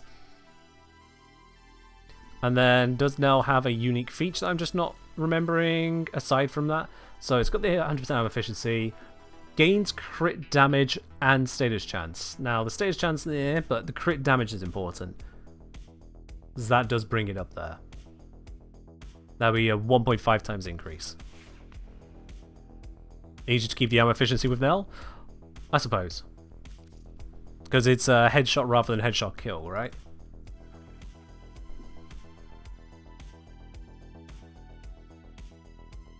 Again, that's a base 2 times multiplier. Ignore what my companion's doing to it. With the Nell bonus, is that a final crit multiplier or is it a base crit multiplier increase? Wiki will tell me. It's far easier than testing this one myself right this second. Let's see. So Death Knell adds a flat crit multiplier and flat status chance. When you say flat, so crit multiplier becomes 2 times 1 plus crit damage mods plus point. Okay, it's a final bonus. If it's a final bonus to status chance as well, that's very big. That brings up the status chance from 10% to 70% with no other modding. Kind of bonkers of an increase there. So that beats out what the Athodai can do in terms of status. The 1.5 increase to crit damage multiplier. If we're getting the Athodai to 5 times with companion? Or was that without? Hold on. Companion off.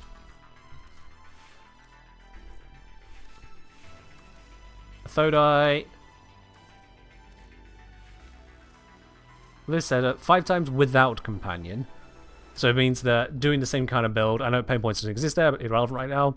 Doing the same kind of build, Nell would also hit 5 times. Normally, 6.5 if it's got its full stack bonus.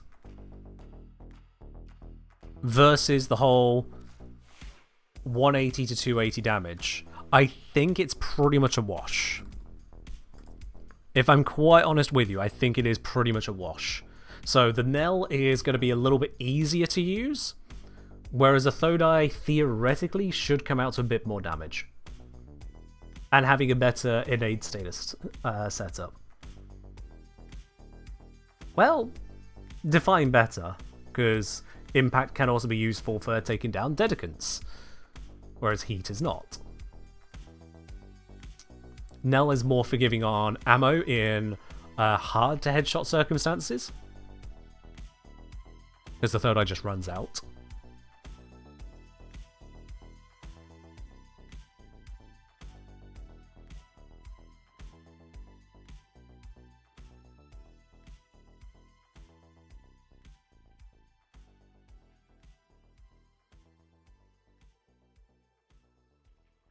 Yeah, so yeah, Nell and Athodai without headshots from wounds does make them suck. Absolutely, yeah.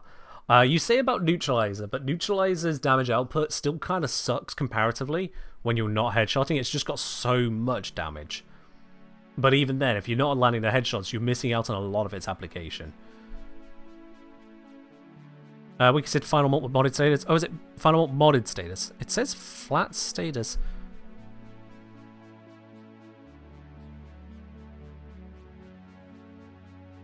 Where have you seen modded status? I'm literally looking at the wiki for Nell Prime and it says adds a flat critical multiplier and a flat status chance.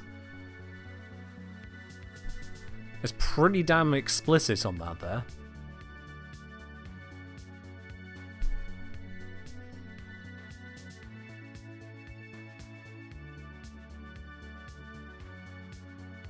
Yeah, missing with Nell and then you have to reload is a bit sad. Athodai, though, is going to struggle more if you come against targets that can't be quickly headshot killed, like Dedicants, whereas the Nell can still operate there, because it's just weak point. Kill is a secondary part of the feature. Overall, on the official wiki it says modded status and crit multi. I'm looking at the official. I don't know what to tell you. Say modded status and crit multiplier. Well, it's not modded crit multiplier according to the quote-unquote official wiki, so where are you looking?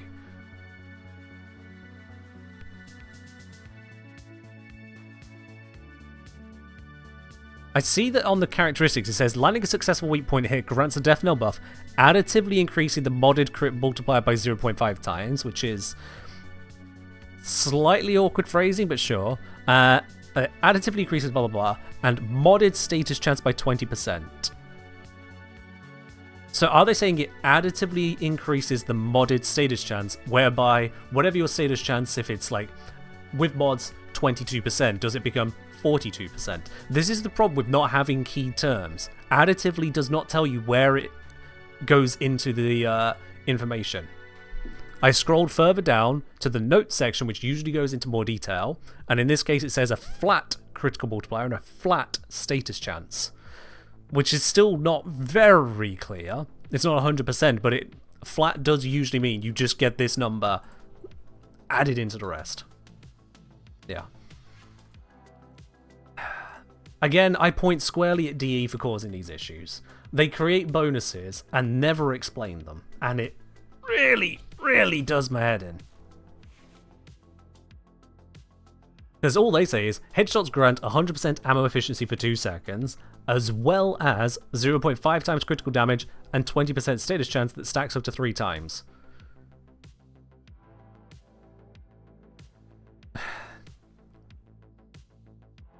It doesn't actually say how they interact. And if I really want to nitpick this, and I'm going to, seeing as they've got keywords just missing, we might as well nitpick this. They specify the 2 seconds and then talk about a further bonus. Which would suggest, if you're just reading it, you get the 100% ammo efficiency for 2 seconds, and then, having got a headshot, you now just have critical damage bonuses. Forever?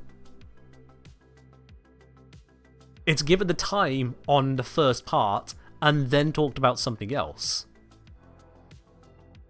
But I'm fairly certain it actually just has the same timer. So, headshots grant a bonus for 2 seconds. Bonus is. Or, headshot grants a bonus. All the bonuses last for 2 seconds. It says neither. And does it have a decaying stack on those 2 seconds as well, now I think of it? Buff triggers on weak points. Additionally, shooting weak points, blah blah blah, in other places has no effect. Weak point hits on corpses can proc death knell? You what? That's gotta be a client-side bug. Individual multi-shot can proc death knell and generate max stacks instantly from a single shot. Wow, that's just... wow. Where's the 2 seconds? Buff lasts for 2 seconds, can be refreshed. Could have sworn I'd seen it last a little longer before, but that's just me, I guess. Are weak points the same as headshots? Yes, but actually no. So, headshots are weak points. Weak points aren't always headshots. a headshot multiplier is not a weak point damage bonus. Because screw you, stop asking complicated questions is why.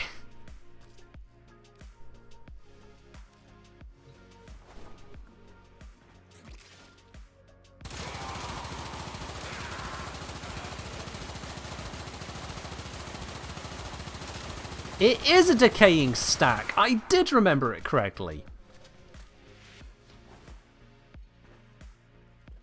Did remember it correctly. You can see it happen right there.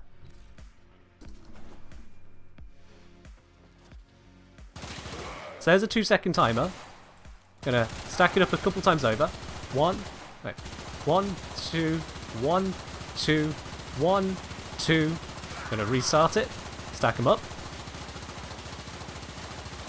It's right there on the UI. What? Why is that not even noted? Not on the game, not on the wiki. The buff lasts 2 seconds and can be refreshed more than 2 seconds. Each buff lasts 2 seconds with a decaying stack. This game, I've been saying it for years, this game needs keywords. Oh my god.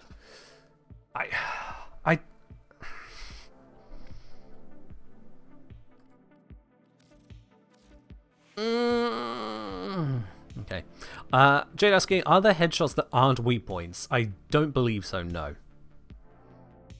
But the bonuses that apply are still kind of different. It's just, yeah. Diminish for me to be like, let's figure out the Nell. I mean, it's just one of those things that comes across where we are checking things of a similar nature. The point is, Nell is easier to turn on the automatic fire and infinite ammo. I suppose it's technically always automatic these days anyway, but infinite ammo, easier on the Nell. Damage output might be lower in certain circumstances because of the Athodai being able to use its Augment, which gives it 4 times damage on headshots compared to its normal stats. So despite only having a 70 base, comparatively that's a 280 base to the 180, but you're using up a mod slot in the process, a mod slot which could be used for extra damage some other way.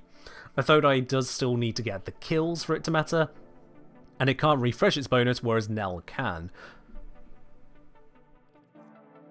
So with Athodai, you are going to have to reload at times. Nell can get around that. If you come across targets which are headshotable but don't die easily, Athodai loses, the Nell wins. Just a fact.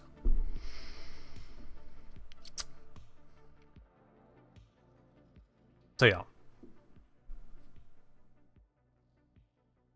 And yeah, Zom, you're absolutely right.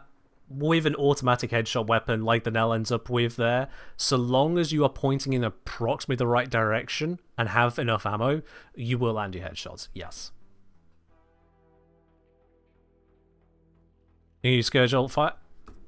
Yeah. We crossed that bridge. You're absolutely right. And it does work with both of them.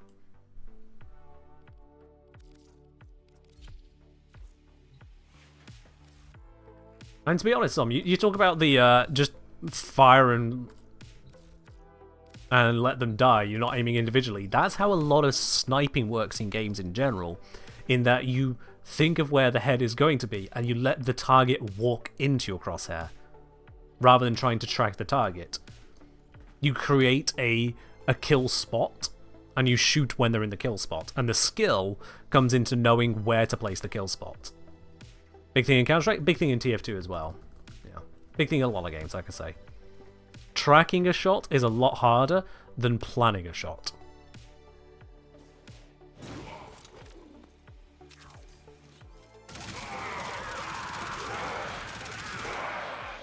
Yeah, so that does work there. I know the level 20s, but that demonstrates the ability to land that headshot spread.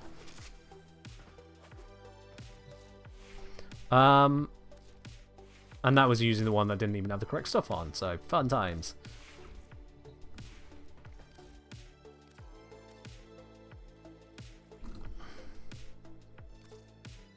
Let's get up a whole bunch of these, max out the level. There we go. Let's give myself a heat buff because I can't do corrosive.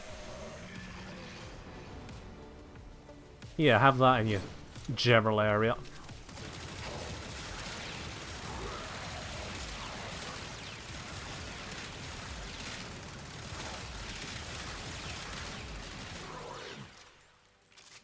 Still have to reload because eventually the buff runs out. But there we are. Screw everything in this general direction. Did the Scourge effects update? Possibly. I don't use it enough to keep track of that, so I'm sorry. So yeah, that is pretty much the rundown on it. Is there anything I'm missing that otherwise can't be brought in? Would physical acuity be fun to use with this? I believe that physical acuity is a bad idea here. Simple reason being is additive bonuses. Physical acuity is going to give you a plus 350% weak point damage, but pain points is giving you plus 600%. And because of the way that works, it's 600% alongside the existing 200%, so it's 800%. This is 350 adding on to 800%. It's not even a 50% damage bonus there. So as much as you could then also get the weak point crit chance bonus, you're fighting against removing all of that multi-shot bonus. And Galvanized Diffusion alone is a huge, huge bonus. Now, sure, you could remove that, remove this, move things around some other way, bring in the acuity, and you still have a mod slot left. So, theoretically, you may be able to get more out of it that way. But at the very least, removing that a fire rate bonus, you're going to feel that at least a little bit. I know there's a fire rate bonus here, but it still adds together. You're still losing out on it. You're losing out on your status output, and whilst the status may be a bit shit, statuses still can land. It's trying to make excuses for the benefits of this, and because of the additive with pain points, it doesn't win that argument. That is my assessment of it. I've gone for a status-focused approach there. You can absolutely form this further and go for direct damage instead, and just saying screw status entirely. I feel like that would be a mistake, honestly. Because having enough status to multiply with the fire rate that you get some viable status effects is still going to be useful. Especially as it's such a short-lived bonus in both cases, you kind of need to keep on top of it. Yeah.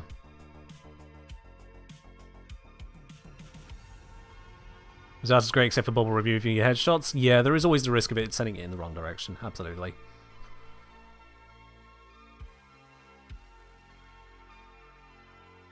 So, overall, this is about the direction I think I would take it with the Athodai using that augment. There's nothing I can be too particularly happy about with it. It's benefiting from a bug to fix another bug in terms of recoil, which is just a gaffe, quite frankly. And the secondary fire is completely ignored in the entire conversation as a result of how it all works. In terms of the Exilus slot, if you want Screen Shake on and you don't want recoil, Steady Hands and Deadhead can work together and help fix a lot of that for you. Otherwise, you can suppress it, you can give yourself ammo mutation because of its very low overall max, but it picks up so much. Ammo from pickup 60 is stupid with a 48 ammo max. Now that I really look at that number, that's just... I suppose if you find some way to increase your ammo max, you then still get to utilize that 60 in full. But that's about it. That is about it. And, yeah. An unranked one doesn't quite get us there. So sure, if you really, really wanted to, you go plus 90 ammo max and give yourself 1.8 extra reloads.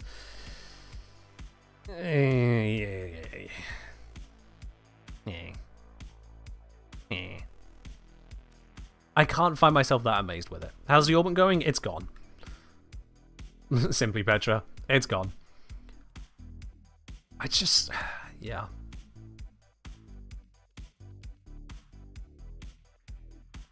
Prime damage run when? Still won't change to the real reason we're concerned with the gun here. It's not a concern of, oh no, the ammo might run out, because, well, you should be able to get infinite ammo enough opportunities that you shouldn't run out in situations where you should be using the Athodai, but there are situations where you shouldn't be using it, and more to the point, it just kinda... it just kind of gives up when you need to deal with a greater variety of targets. It needs work to get there. It just needs work. Also, interesting that they went with Hydroid for the picture, because now they've got a corrosive symbol on the augment, because it's hovering over the guy's head, but it does nothing about corrosive. So, that is certainly a choice. I mean, why Hydroid? Did it need to be Hydroid? I feel like there's a lot of other frames that come to mind. None of them Hydroid for Athodai. Could have been Severgolf, because again, the connection with Railjack. Or hell, for that matter, could have been Ash. If we're going to go for headshot focused stuff and rapid fire shooting, now I'm thinking of Mace, or at least the rapid fire secondary, go Burr. Harrow, yeah, Harrow could have been one. Especially with the connection with the Nell there. No, it's Hydroid. That is certainly a choice. And just as I glance at it, I just see this corrosive symbol staring at me.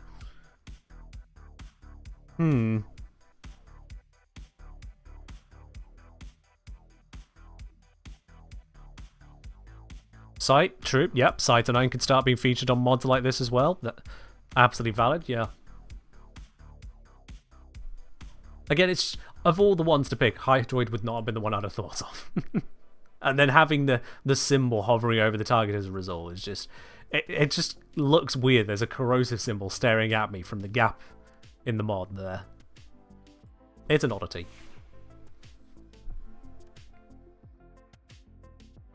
As also, I think just treating it as a single target headshot build bad isn't glossing over the issue a bit. Oh, in reference to, yeah, there are other weapons that can also benefit headshots. Sure. It's single target headshot requirement in a game which does not seem to really want to reward that, in addition to also absolutely shitting itself the moment you don't get the headshot kills. And you can't refresh it. Yeah.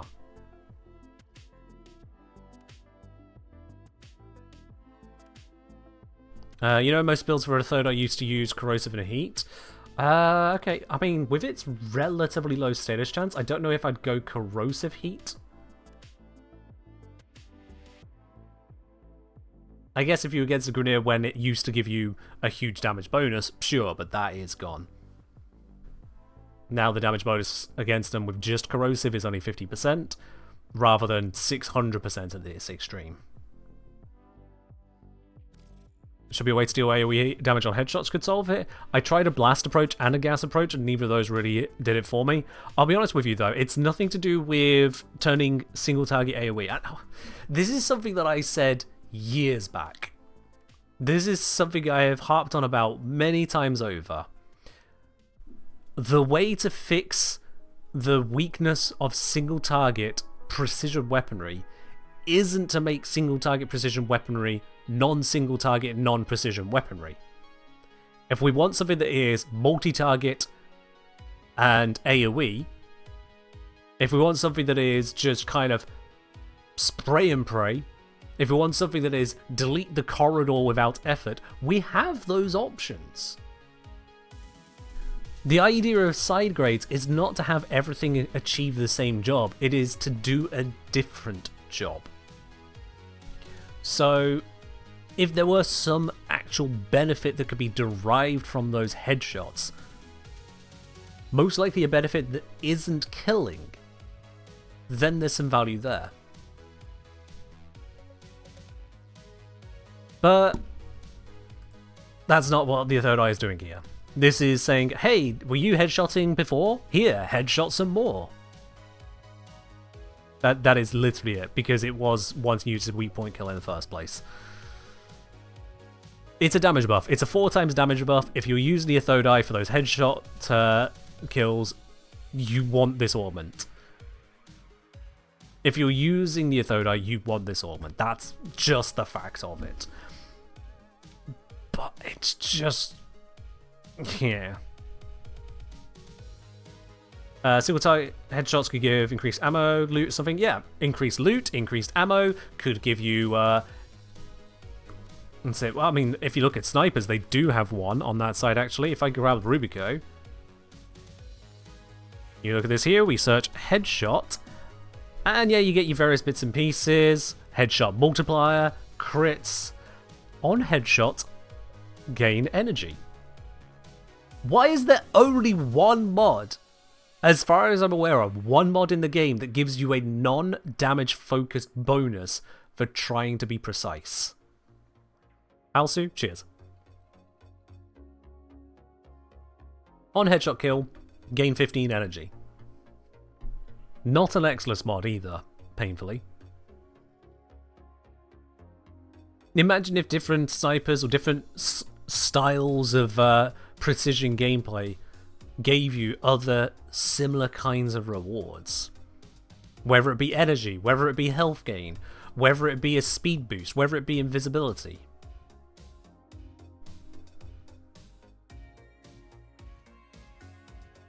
So above, go on, Queen. You can actually just say them. Nope, you're still not saying them. Come on, Queen. Come on, don't do this to me. Whilst we switch to the rock vocal at the request there of Malum.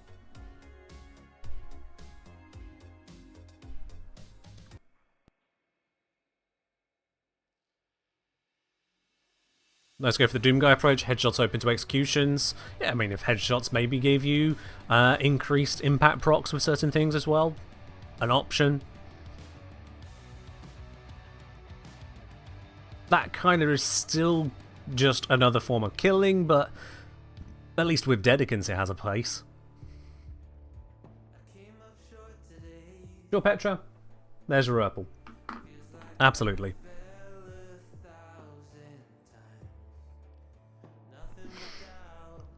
So let's think then.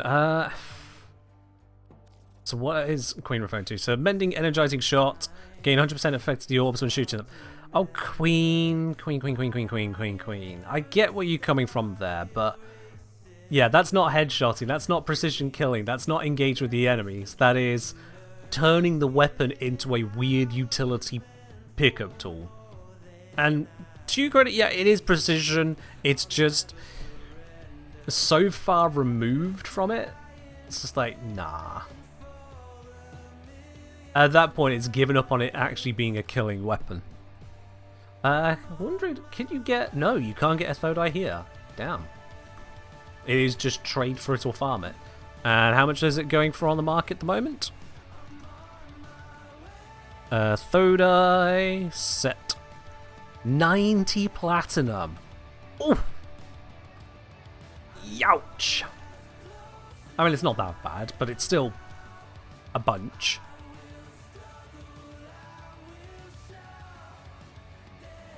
Also, just as a thought, Queen was saying it was the mod Mending and Energizing Shot. Let me just have a quick look at that. Mending Shot.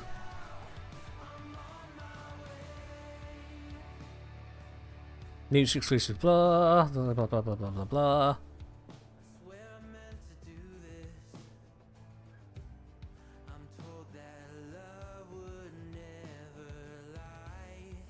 Yeah, so it gives you the orbs with up to slightly over double effect, but also doesn't stack with equilibrium.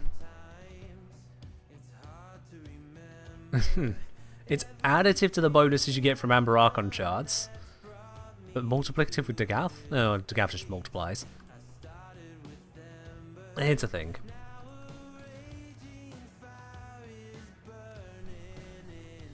Yep, I've got no other Athodai pieces.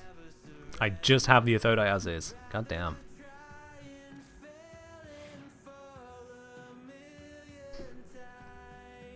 So yeah, my point, as I say there, and Queen has pretty much just reinforced it. All we really get from headshot weapons in general is just the ability to kill harder when they should already be killing their goddamn headshot weapons. And then one mod for snipers that makes it where you can gain energy on kill, and a couple mods that allows you to take those weapons and just shoot the floor to pick up orbs at a distance with a slight buff. Who wants to take the time to switch to shooting at an orb?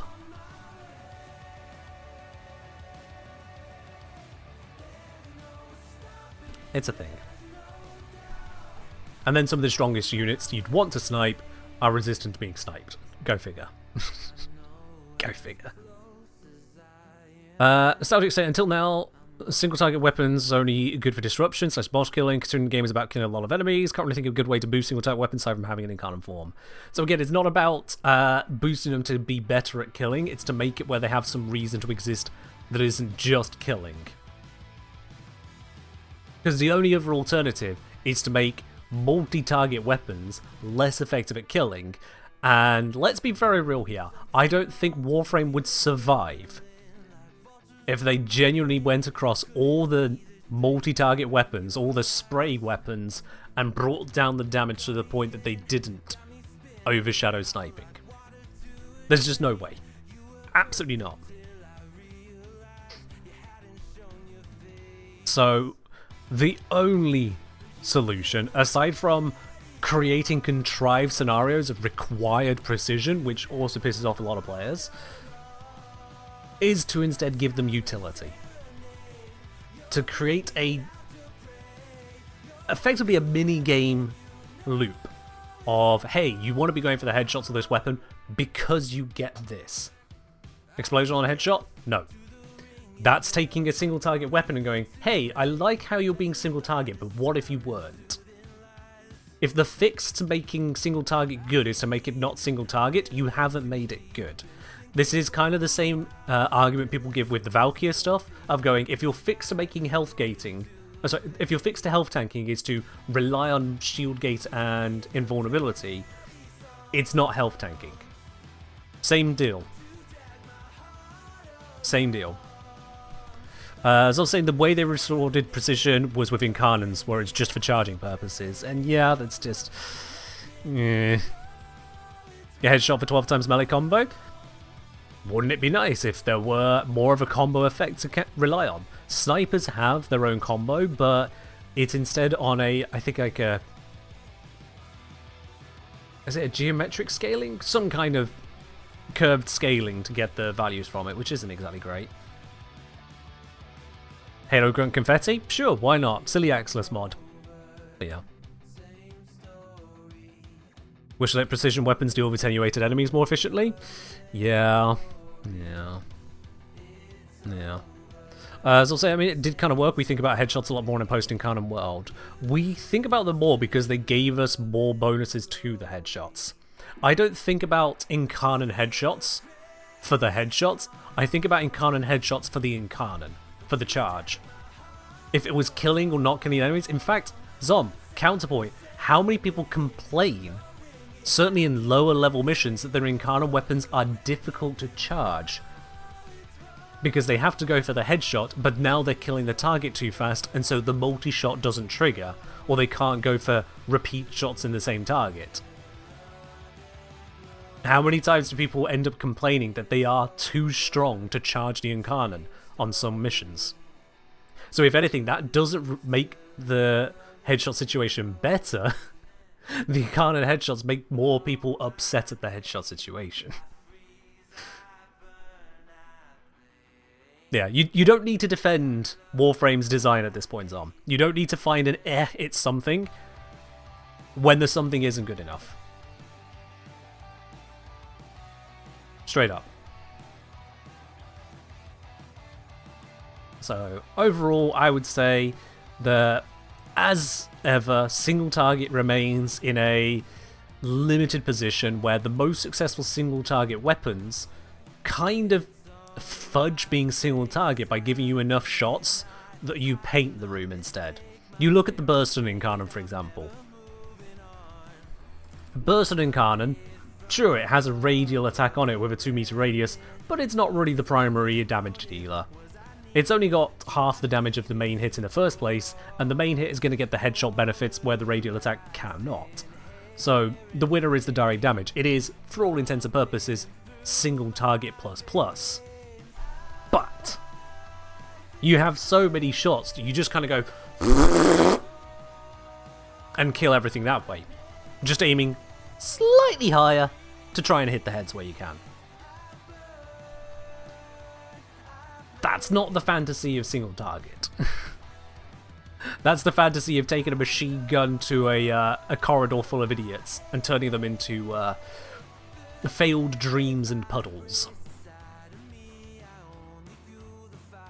Yeah. Hey ho, but that's been Warframe for years. It was worse at one point, and I made a whole video about it, and then D picked up on the community sentiment and made AoE less oppressive, and so we do have room for things like Burston rather than just straight up Brammer, Torrid, Ogress, Tonkor, Envoy, which were the big things. Well, Torrid wasn't around then, but still. Torrid and Garnon. We do have room for less explosive multi-target approaches, but snipers are still going, if they're not the neutralizer. It's just a thing. Right, I don't think I've gone through all of the Coda weapons so far. There's a separate thought now.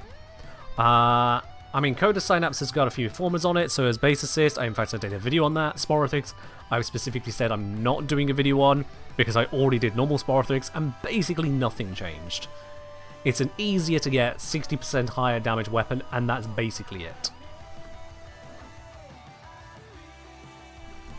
Coda Tysis I've leveled and thought nothing about. Coda Catabolist I haven't even leveled. And over here, Coda Path Assist, Course Assist, Hirudo, Maya, and Motovore. Motovore I needed to pay attention to. But yeah, we've been talking positive things about this. I should probably have a look into it, shouldn't I?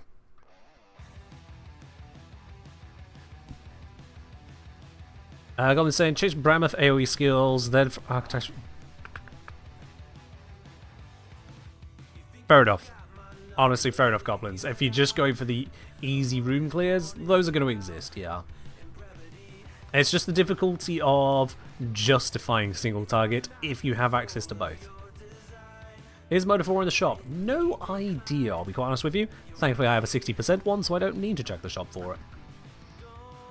So what is your unique trade? Receives a 6 times physical damage bonus from mods and a different bonus based on the prevalent physical damage type. Impact makes it faster, Puncture gives it more range, Slash gives it more status chance. Huh. Huh. Okay, that is different. It's very different.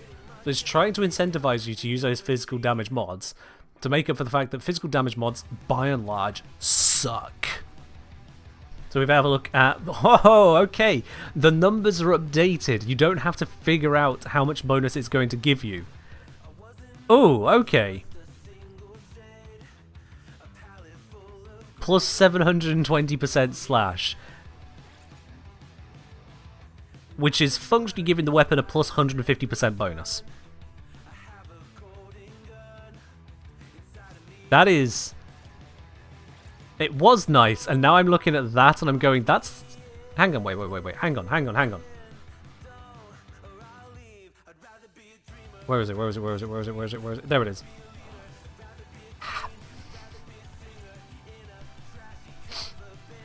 Oh, that's just sad to see. Oh, that is just sad to see. 720%, 1k damage. 165%, 1060 damage.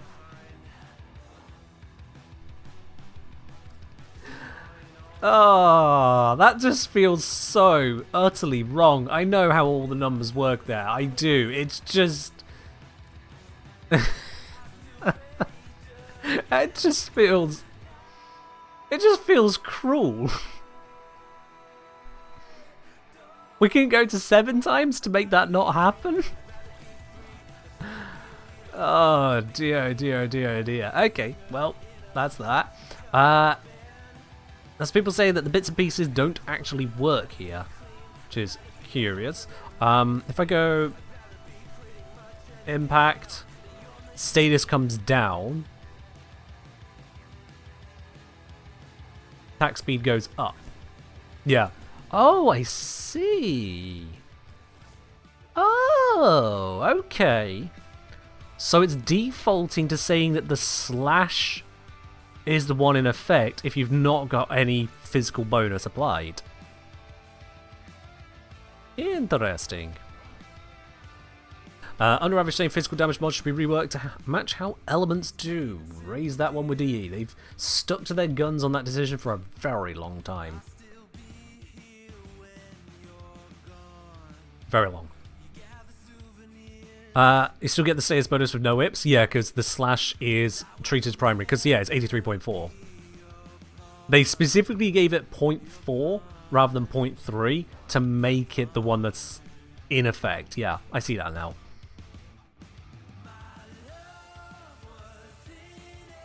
It is less than 1% higher. But it's enough to make it very clear that's the one that takes effect. Which, you know, smart thing to do, honestly. Smart thing to do.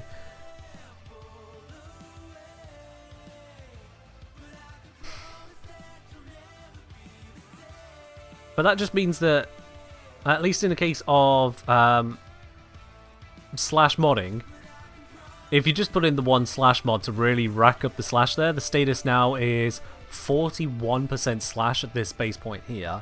How does that work with status modding? Where's just the basic... There it is. Additive. Okay. Additive. That's a little disappointing. When you consider that Weeping Wounds gives you 440% status chance, when you consider that Galvanized Elementalist gives you 120% status chance, to then have that, I just... does the Impact Progenitor get 6 times as well? That's a very good question. I would assume no. But I would need to get this to 5 formers to test that. So let's see if the wiki has the answer. Coda Motovore. Save me the journey pullers. Additional impact damage via the adversary bonus is unaffected by the Motovore passive. Nice idea, doesn't work. Denied. So it will trigger the unique trait, but the unique trait won't make it 5 times more damage than it should be. According to the wiki, at least. Okay.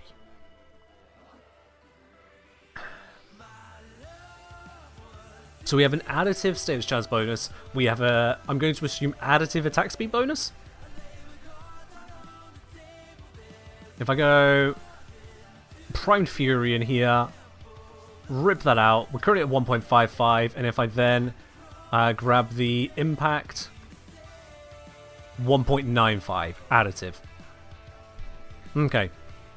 And then otherwise you got puncture for the range bonus you could do.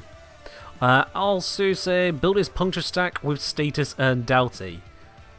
I suppose Doughty does exist, you can utilize it if you wish, and it is a melee weapon, which means you can also just slam it home with, what do you call, Raffle Advance. There's Doughty.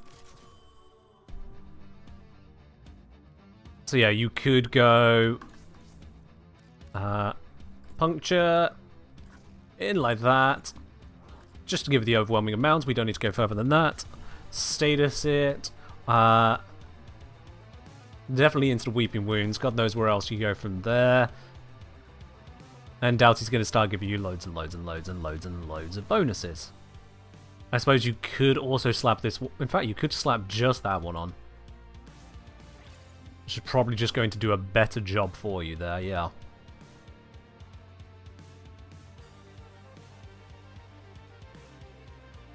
Ketmos saying the impact progenitor does increase the value from impact mods by 2.8 times due to progenitor bonus counted towards impact damage.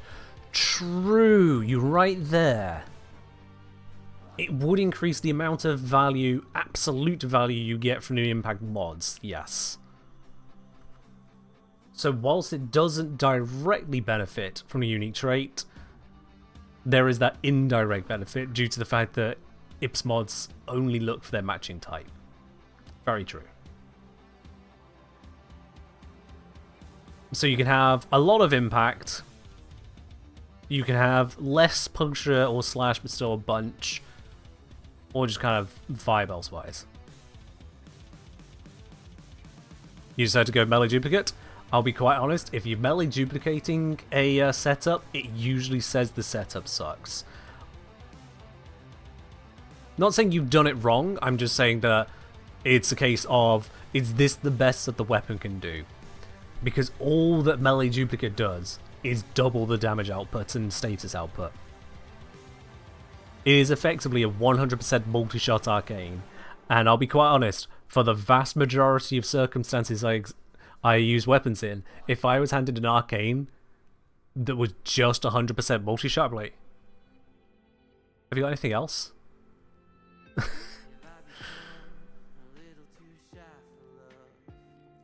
I mean, frankly, melee arcanes are exceptionally unbalanced, yeah. They are exceptionally unbalanced. Melee Vortex is a bit naff. Okay, yeah, there's a 45% chance. Why a chance? But there's a 45% chance to slowly pull in enemies. They don't rapidly yank together. It's a which doesn't feel great. Melee Retaliation sucks. You don't need that kind of pure damage bonus in that way for shields and whatnot. It's just a mess. Melee Influence is absolutely bonkers good. Melee Fortification is not a damage bonus, it's an armor bonus, which is a little bit niche, not to mention it is independent stacking. Melee Exposure is super basic, but effective. Melee Duplicate is multi-shot for melees, and then just kind of flounders around. Melee Doughty is exceptionally niche. Trying to find a place for puncture because there isn't a place for puncture. And the Melee Crescendo is again very niche, but at least it can kind of get a job done. But mostly feels like it's just being used to cheese combo. The point is, melee arcanes are kind of all over the place. True, yeah. Also, melee Doughty is screaming in agony if you get given an elemental buff somehow. Yeah. Can you make this weapon puncture based? I can. It's looking puncture right now. But the question is, do you want to go puncture based to give yourself a bunch of crit to then remove all of your status output? Do you really want to surrender your statuses to just puncture for the sake of crit damage when status is such a valuable and useful tool? That is the question. And I'm not sure there's a good answer on that. Yeah.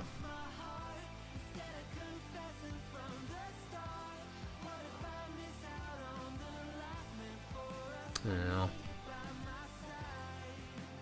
Knock upstairs one can absolutely bananas. Oh, I didn't even call out that one, didn't I? Did I accidentally skip it over?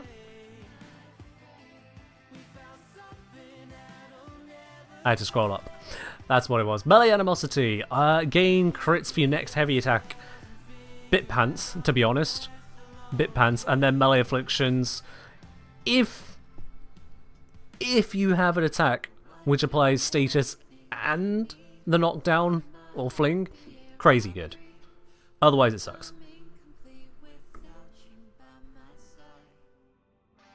Yeah. And yeah, I think you're right, Zom. Animosity, I think it does stack once per input as opposed to once per hit. Whereas if it was once per hit, then multi-hitting attacks would feel a lot better. Yeah. So I'll be honest, I'm looking at the Motovore here and I want to be interested, but to be quite honest, physical types that aren't slash just kind of suck in the first place, and that's why there are these weird things to try and make impact and puncture matter, because they don't matter. And then additive attack speed, additive status chance, additive range. All range is additive, but it's still additive.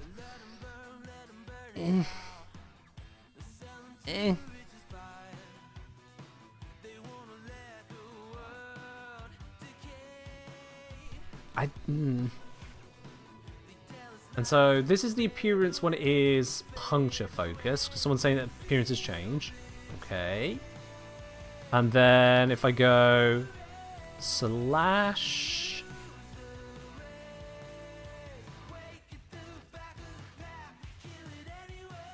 impact, Okay. Yeah, the blades are changing. Fair enough.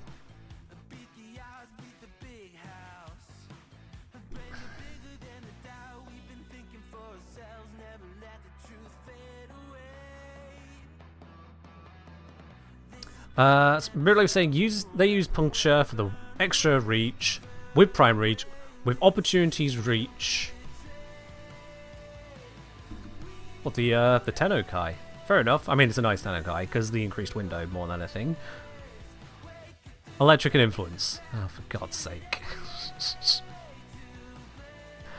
I'm sorry, Mirror. Does the rest of what you've said care?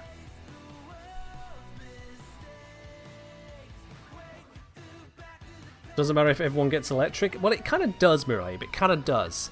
The thing with 40% follow-through is that if you're hitting 10 enemies, the first one gets the full damage. Absolutely fine. The second one gets 40%. The third one, 16%. Fourth, 6%. Fifth, 2.5%. Go through the 6, 7, 8, 9, 10... the damage has been reduced 3,815 times over by the time you get to the 10th enemy. Which means that the amount of damage you're applying to them is basically nil compared to what you're applying to just one enemy. In fact, because of the trending effect of it, we can mostly just add up the first 5 and we're going to get all of the value. Which is 1 plus 0.4 plus 0.4 squared plus 0.4 cubed. At 4 enemies are at 1.624. We've gained 62.4% extra damage for hitting more enemies. At 5th target and 6th target, we've gone up from 62 to 66. And it just gets smaller from there. So because of that sheer follow-through stat, hitting lots of enemies at once kind of doesn't matter. If you're hitting 4 enemies, you basically got all of the damage you're going to get out of the weapon. And the proccing of melee influence kind of doesn't matter at that point. If you've got enough stage chance to get value out of it, you've got enough stage chance single target to get value out of it. And then just AoE go burr.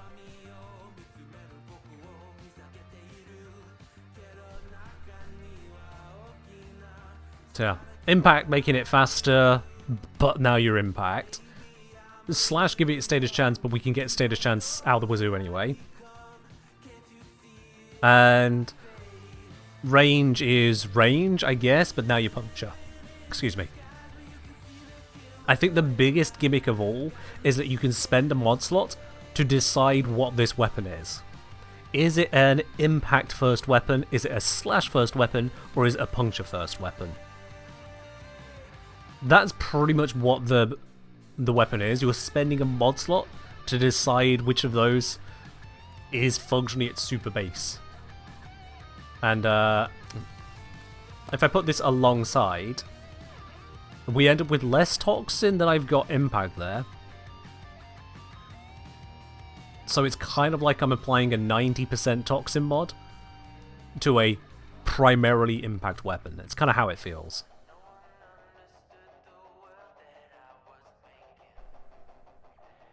Maybe a bit lower than 90, but you get my point.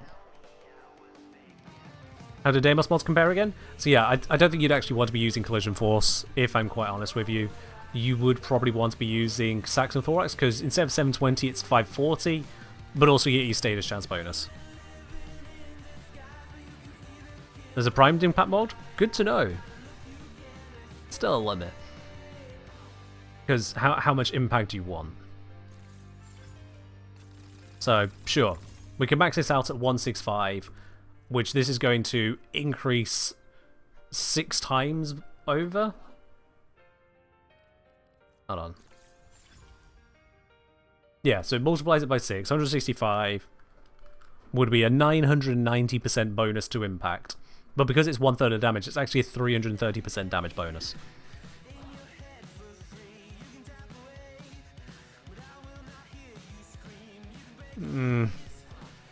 Balance as well, slash and viral? That's about it, really. Yeah, so you could go a Carnus Mandible, self-priming viral brooch, giving you 480 viral to 533 slash, which is a pretty nice ratio to have. Your status chance before anything else is now at 114%. So, go off, yeah.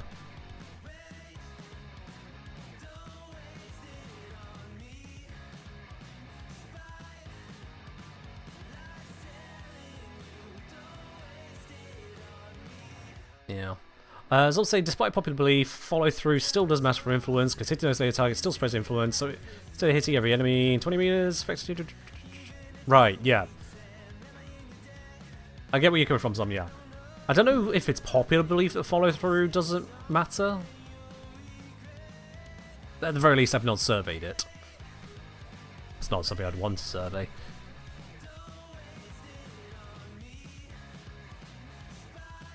Okay, so stat-wise, how does this shake out? It is to be compared against other hammers. Okay. Hammer. If I compare against the Magister? Magister base values are putting it lower in mostly every arena, but then it has the benefits of Incarnate buffs. Up goes the damage, up goes the attack speed, up goes the slam, up goes the crits.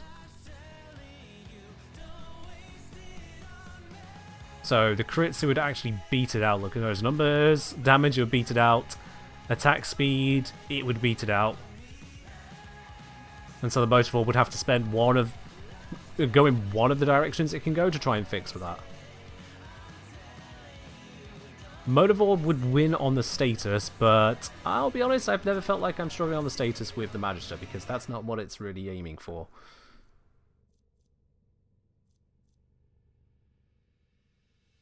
Yeah. Oh, and more damage again there.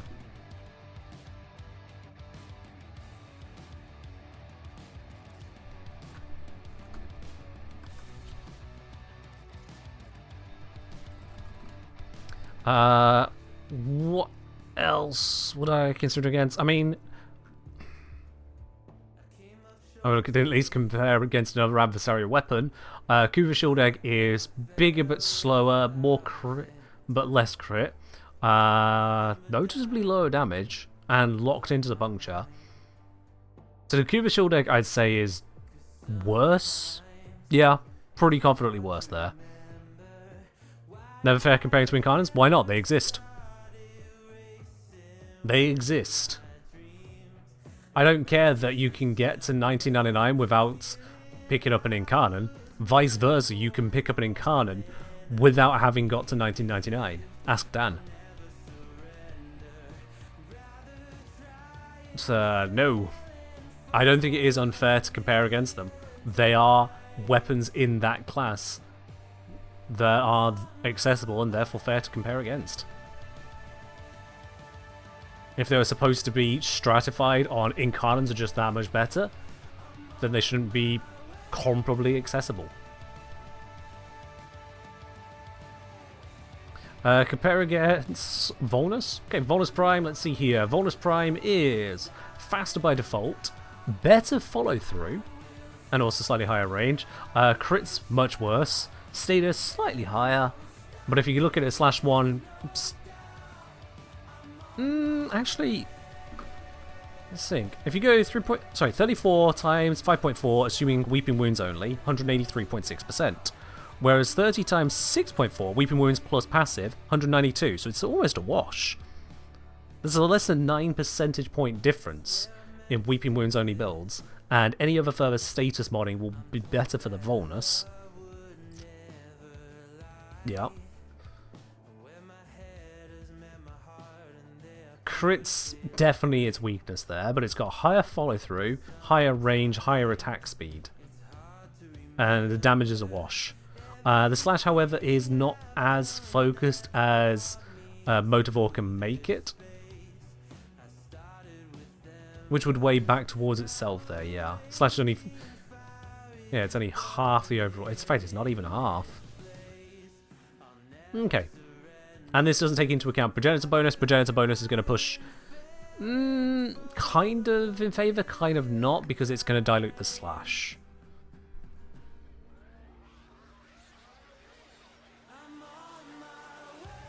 I think that for a slash output, it puts the Motovore ahead. But if you're in crazy dense scenarios, the follow-through might actually help you out. Might. Yes, Queen. Yeah, the blades on the Motovore change their appearance based on what damage type you got. So you see, at the moment we are weighted into slash, and so you got these curved spikes on there. If I swap this over to impact, we've now got these armored plates, these knuckles, teeth, whatever you want to imagine them as. And then switch to Auger Strike. And now we've got these outward spikes. Yeah.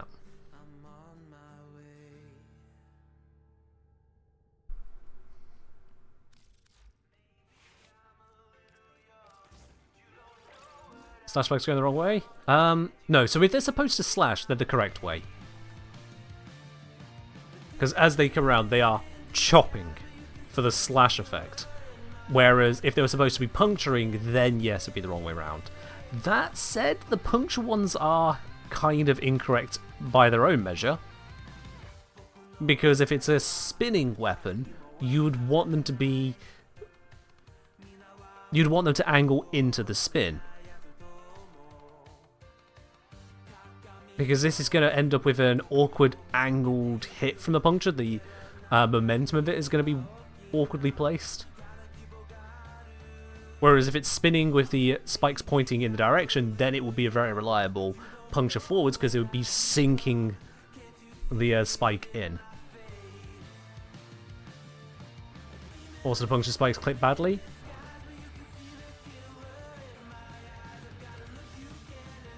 You know, I had kind of tuned that out, but you are absolutely right. What the fuck is that?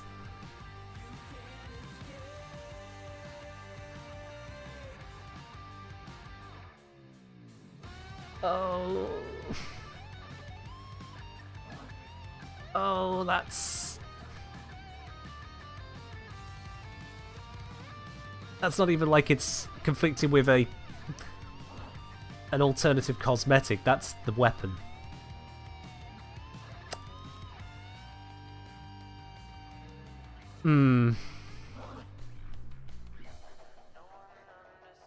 Yeah, I don't like that. I don't like that. The design did not require that. Just tune it out again? Yeah, sure, I'll forget about it when I don't use the weapon, but yeah. Alright, let's just slap some stuff on it and try and kill something. Not gonna doughty it though, because screw that. Let's... Oh, I don't want to take off those. Let's just go for a self-priming, viral slash old school hack slash murder and hope approach, I suppose. To that end, what crit chance are we going to end up at? If we go Blood Rush on here, 25% base, 25 times 5.4, 135, that's pretty much where Duplicate sings, so sod it. I guess we're just going to end up there. Although, Galvanized Steel is strong, and that's going to give us more crit chance. That's going to push up to 152. Yeah, close enough. We'll be fine. Let's use it. We'll slap Organ Chatter on there.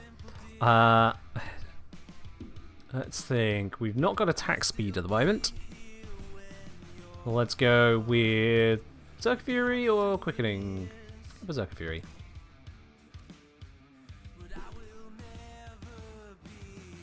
I guess so, Zom. I guess so. What else needs slapping on here? So I've got attack speed, range, because we haven't got the range mod. I can fit on 1.1 for the moment. That'll do. No Tenakan here, so we're just hacking and slash, doing our best. Alright, let's see what it manages. I'm going to give it an extra crit boost from this.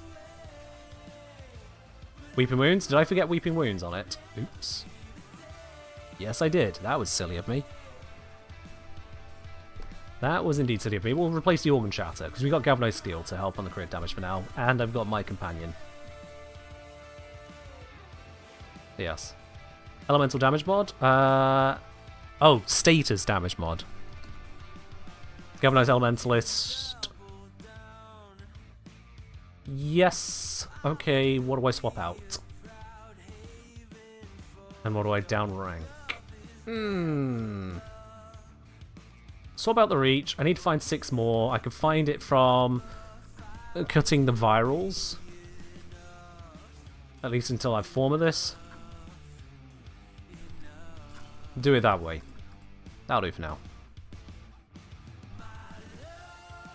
Yeah, that'll do for now.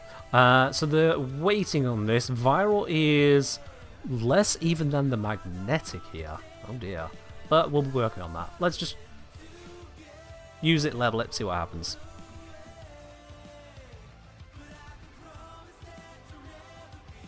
Use it, level it, see what happens. Let's take it to...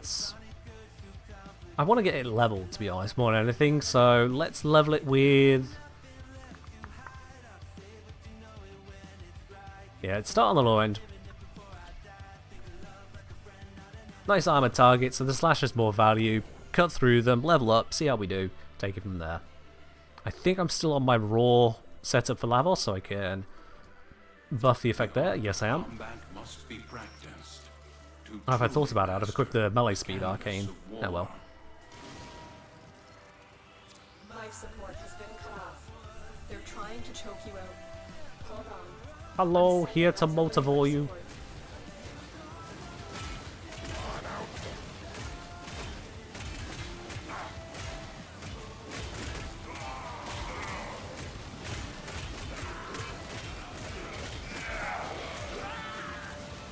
Oh no, I have got the melee speed, haven't I? I kept on Berserker.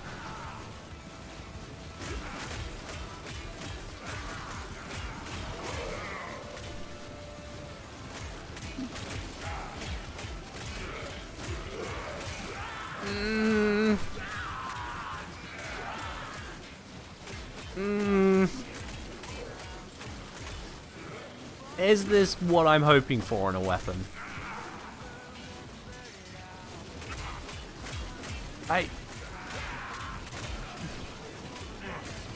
It's no former at the moment.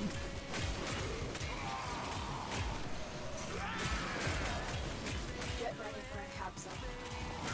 No former, no room yet for Tenakai, which would add more fun. How long have I got to go to level this? Oh dear. I'm missing... Oh god, yeah, I am missing a bit. Because I've thrown off by using the goddamn slash one in the first place. Alright, you know, let's just get out of here. I've made a mistake in the modding here. Let's do this better.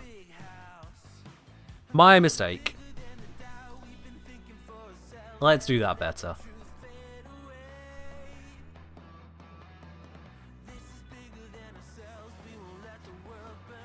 Okay, let's use this. Remove that from earlier testing. We can go with Arcane Fury. That's going to be my source of pure damage. There we go. Just verifying with this. Yeah, because we're losing a mod slot to make it a slash weapon. A normal slash weapon, you don't have to do that. So we got our crits and crit damage, status chance, status damage, self-viral, attack speed, and double the effects.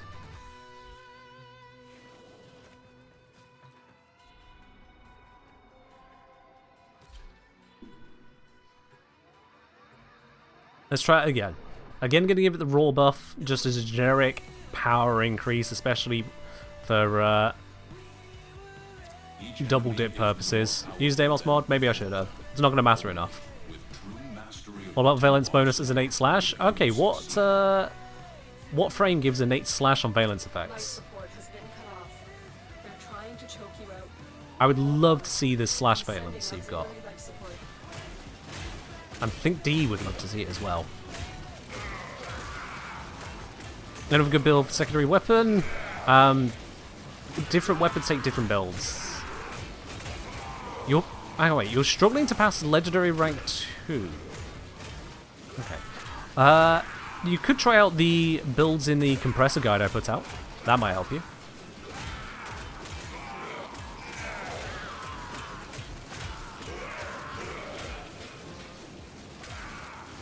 Let's re-up the raw buff. Oh, have I not connected that command? My bad. Just have to go to the YouTube channel.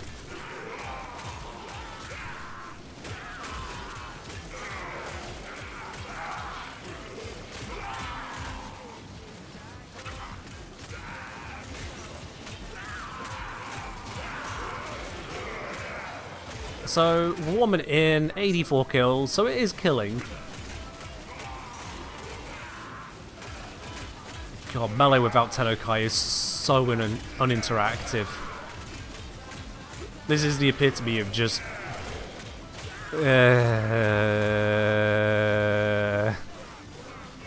occasionally sliding if things are shooting me from just outside of my melee range. Raw. I've delivered a life support capsule to the area. Activating it will buy you Glorious, glorious melee.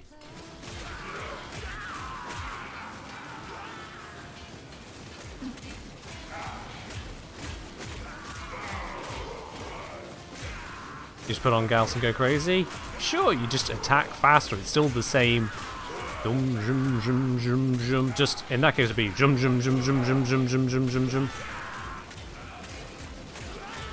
Because the problem is that there's all kinds of stances that I could theoretically interact with. But, like, what do I get from that? I guess this is more mobile, but now I'm slamming things awkwardly all over the place. Did I want that? Do I want this? What is... Oh god, what is this move? life support on the way. This might actually be one of the worst melee moves I have ever seen.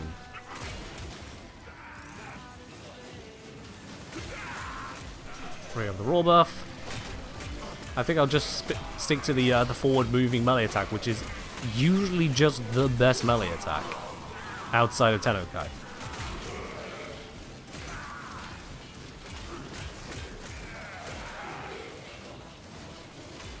Another life support capsule is now available.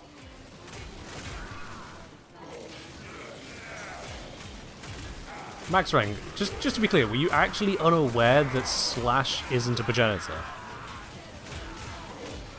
That you just straight up can't do that? Like, fair enough, it's just, I'm a little surprised.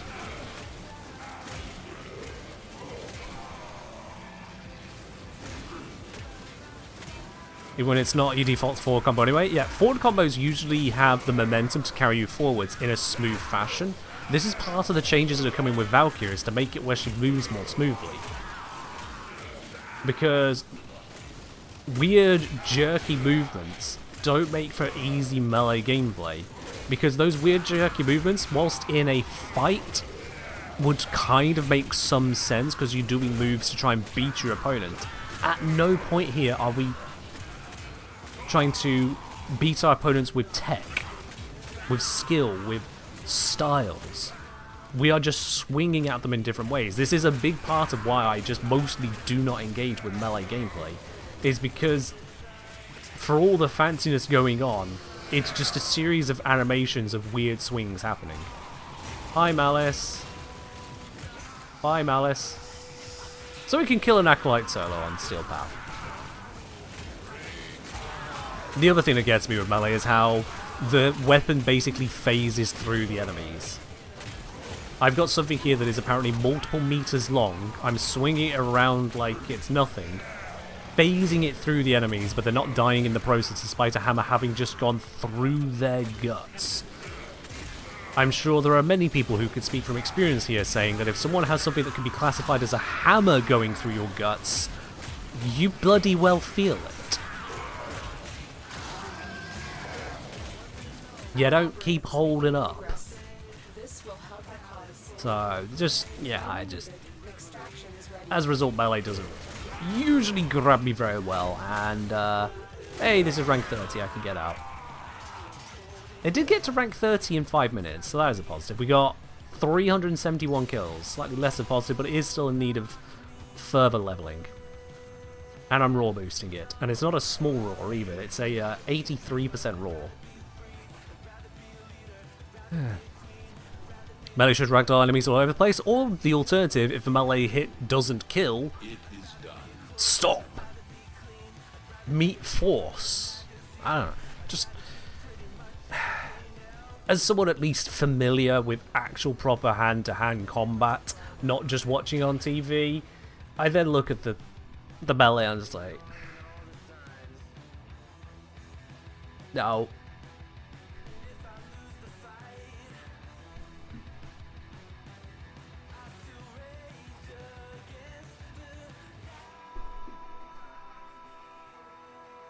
Okay, Ken, sorry, but you did this yourself, story time? What? Zom. I've done years of martial arts.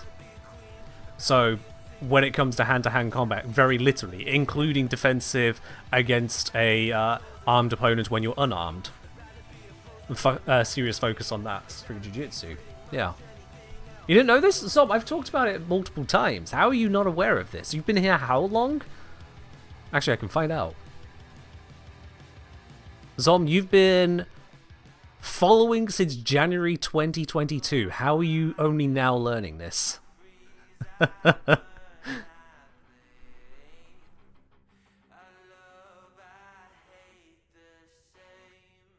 Those Motovores feel much more real in that sense. They do, yeah.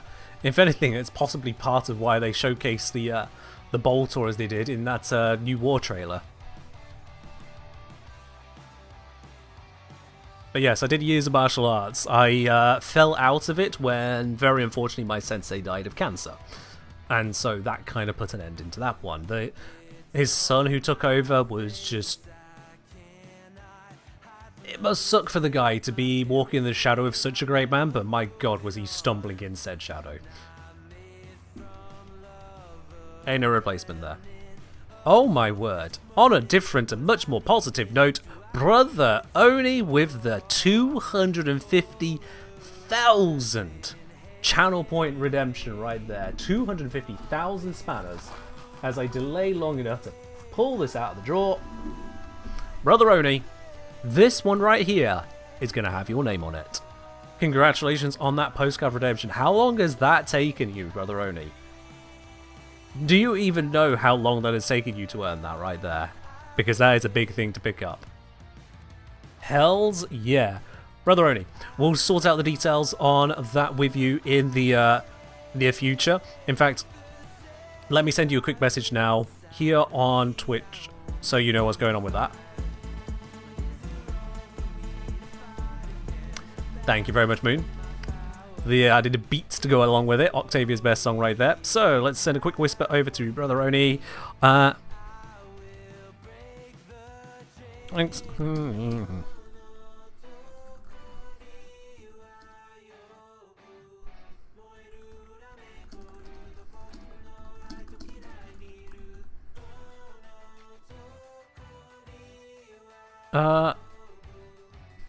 Introduction of the postcard.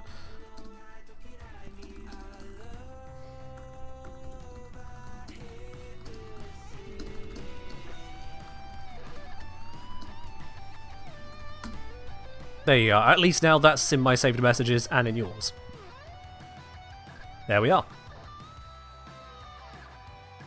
Excellent. Took you 2 to 3 years to get it. That sounds about right. Yep. That sounds about right. I don't even know how many more of those I've got left at this point, but there we are. Okay, so Motovore, we got you to 30. Let's slap a former in and get some more value out of this one. Polarization time. One former. Let's go straight over Blood Rush. That is a huge mod right there. Kablam. There we go. That gives me some more space to work with. Let's open up this Exilus slot. Yeah, it cost me some plat. Blah, blah, blah, blah, blah, blah. On the Exilus, I can now go with Opportunities Reach for that nice, comfy Tennokai. And with 4 capacity left over, I can also enhance the output here. So if I go for Vicious Frost, replaced that. I've only got 1 left over, not enough for the Villain Scourge, so that can just sit as is. Because I think I only have the 1 of those. No, I have a bunch of these. I'm not going to rank up 1 once, it's not worth it. Oh, I'm just polluting my mod pool even further. But this now gives me access to Tenekai, which will make, if nothing else, just the whole thing that much more interesting to use. It does mean the heavy attacks will be on the edge of useless for melee duplicate purposes, but yeah, what better can we put in there right now, actually? Oh, you've been saving the entire 27 months only? Damn, alright. You've really been gunning for that one redemption, haven't you? Fair play. Also, Zom, congratulations, you've now passed over 2 months of watch time. Oh dear. That's a lot of time. Don't try to put that into hours, it'll hurt. Definitely don't try and put it into seconds, it'll be meaningless. UI postcards? Hey, very glad we could have that there for you then, Oni. Absolutely. Alright, swing time. Swing! Bam! Bam! Big bam! Except follow through says no. Heavy attack, and it's just like, oh yeah, but follow through.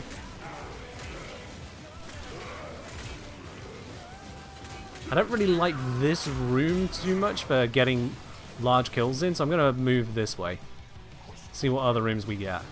Please be a good one, please be a good. Oh, that's not a good one. Oh. Well, it's what we got. Unless I can find somewhere better to go.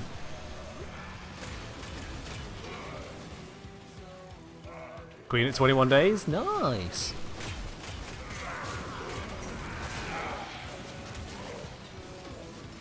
$1,474 hours. There are a few games I put more hours into playing than you put into watching the stream. Not many, but a few.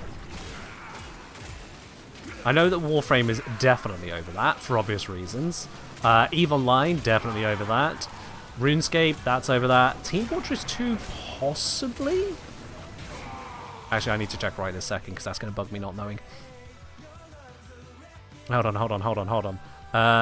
Sort by playtime? Is that a thing that I can do?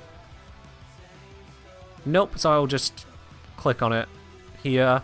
1,656 hours. And you said how much? 1,474. I have more hours in Team Fortress 2 than you've been playing this game. So then you've been watching the stream. Okay, good. Well, not good for me. I've delivered a support capsule to the area. Activating it will buy you. I play EVE Online? I play EVE Online. Present tense. There is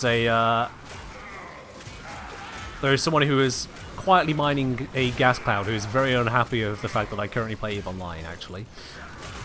Not for any particular reason against me, just they are now down 1 mining ship. They should have paid more attention. I made it hard for them to pay more attention, but they should have paid more attention.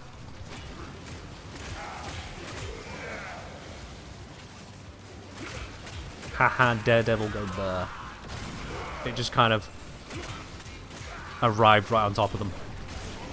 I do that.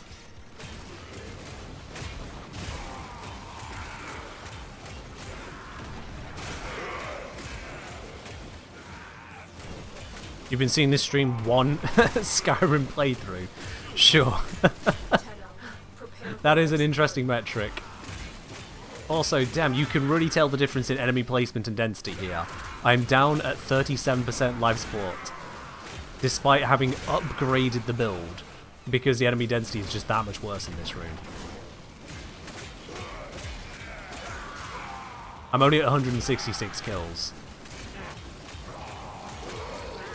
I should add the roar, but yeah. That was not an intentional flight back up there with the slam. Shame I couldn't do it twice. Yeah, I'm gonna run out of life support here if I'm not careful. God damn it. Life support has been replenished. Did I end up finding an adventure to upset? I did. It was a gas mining adventure. The rock mining one, I slightly screwed up my approach and therefore didn't get the kill on. But I also didn't have a scram because I was in a ratting fit. But yeah, the gas mining one, a DG scram, and that was it. They weren't leaving. And a 92% web that said they weren't moving either. It was a very, very bad day for that person. Unfortunately for me, all the expensive stuff died in the explosion. Only the cheap stuff dropped. It was low seg mythic, so it was a crime, but it's a capsulier. Who cares? Ready for a capsule.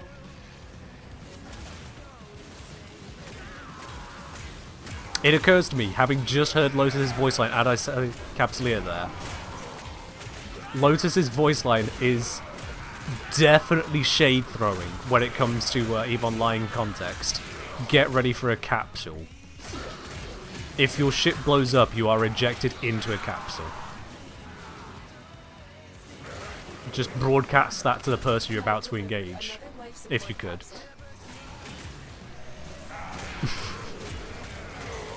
That's a small thing. Much like the power of this weapon. Okay, maybe I can get a better area down here. It's quite clustered of enemies. Oh, it's that room as well. None of these are particularly great rooms, I'll be honest.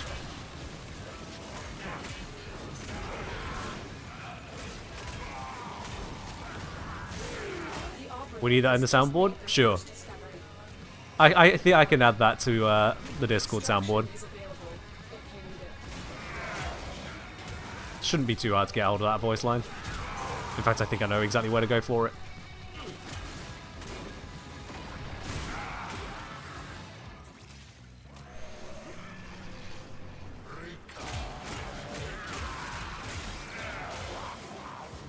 It's fine, guys. I know exactly where I'm going to go to grab the voice line. It's not going to be a trouble whatsoever. Don't you worry. But thank you.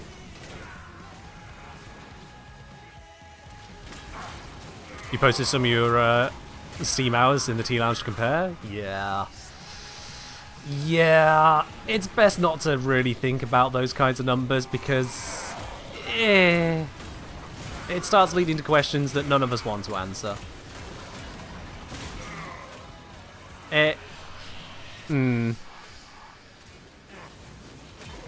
Pain. Let's see. Rank 31, nearly there. Support has arrived. Nearly, nearly, nearly. I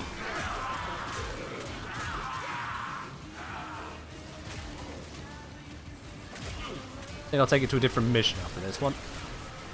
Come on, Xmas. Give me the stats. There it is. Alright, get me out of here. I did seem to get an improved kill rate after that, or maybe just got lucky, but yeah. It's still just a melee weapon. I don't feel anything special or fun or interesting about it, I'll be honest with you. The gimmick of separate bonuses depending on which IPS mod you throw into it, and also we're going to make the IPS mods actually kind of worthwhile because usually they suck, is still a bit.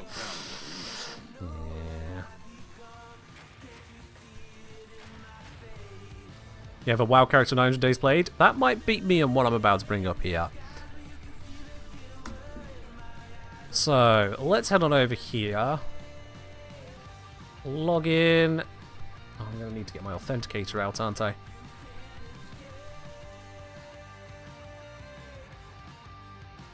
Yep, use authenticator app.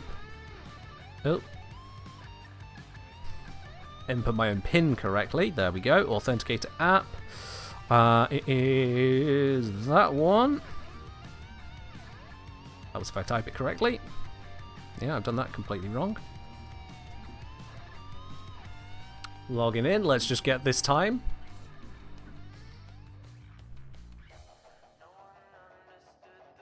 There we go. Okay. Go to account statistics. Now let's translate this into hours. So my total logged in time on RuneScape on a single account, 5,935 hours.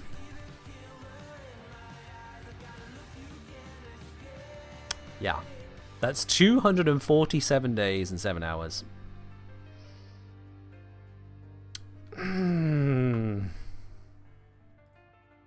You'd think you'd finish the game in that time, right? You'd hope. Let's see. I mean, there's smaller ones, much smaller ones. What did I put into PUBG? Where did that one go? Only 844 hours into that one. Yeah. How much of that was bank standing? Honestly, no idea. No idea. Bank standing, either just lolling around or chatting with people. How much of it in pseudo AFK activities? How much of it in just entertaining moments with clan as opposed to skilling, quest, and combat? Hard to say. Hard to say. But that same profile does come with 560 million total XP, of which every single skill is 99 or above. The above including 100 in Herblore and Slayer, nothing too crazy there, 105 in Dungeoneering, 108 in Invention, 120 Farming. Yeah. Just a bit. Farming got bonkers though. And yes, that's RS3, not OSRS. I like the shiny colours. So sue me. So to be honest, looking at this here, I don't think any further forming is going to make this more interesting.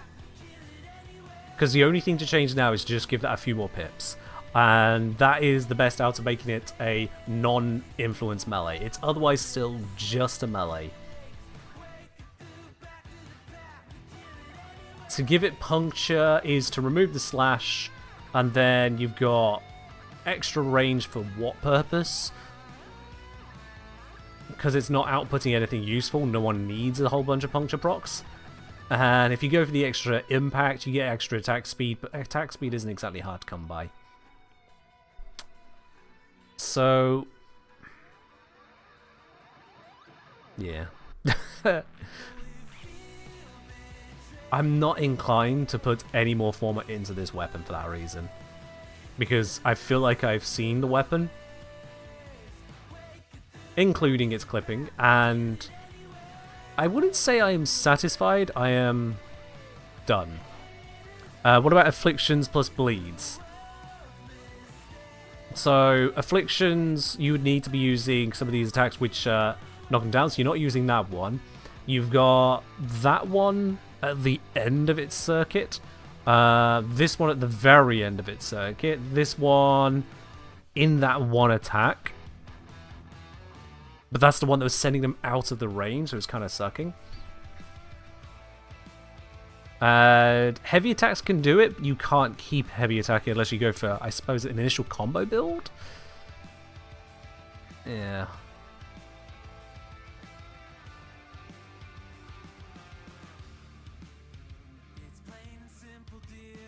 That might be about the most you could do with an Afflictions one. So let's have a quick look at that. Why not? Sod it. Afflictions. Stance. Initial combo. Galvanized Reflex. Is it worth Corrupt Charge? I don't think it is. No, so let's not go that way. And then let's again go for... Are we going to get much value out of Blood Rush? I don't think we are. Oh wait, no. So we only get 4 stacks of initial combo, so we'd be getting 4 stacks of this, 160%. I think we can do better. But status damage, because we're bleeding, and crits especially on heavy attacks, so sure, why not? Slash modding, we absolutely want to have that in here. Killing with heavy attack also gives you bonuses. Sure, why not actually? Let's lean that way on it. Because yeah, all we wanted that for is to increase our slash chance. 48.9 into 61, but what if I just went Weeping Wounds in its place? That would just be better. We're going to want to have Organ Shatter for extra crit damage. We're going to want to have Wind Up Speed in here, because we don't currently have it. Could get it from that instead of this, but I like the stage chance, so let's go for you. Hello, hello, hello. Clover with the raid of 88. Welcome on in. Hope you are doing well, every single one of you there. Have you had yourself a wonderful stream? Have I signed up for Hydroid Assurance? You know what? I haven't, and now I'm deeply concerned about that very thought. But we did find Hydroid was popping up in a place that Hydroid really shouldn't. No, not like that. Much more chase than that. Hydroid is in a weird place, because Hydroid is on the Athodai augment, which has absolutely nothing to do with corrosive, water, or anything Hydroid does. It's so weird. But thank you very much for the raid there, Clover. Have I been? I've been doing well. Hope you've been doing well yourself as well there, Clover. In fact, you know what? You know what, y'all? To celebrate Clover coming in and celebrate that we do have a an enhanced giveaway system, I think we can do an additional giveaway. I think we could indeed do an additional giveaway to say thank you very much for Clover for raiding on in here.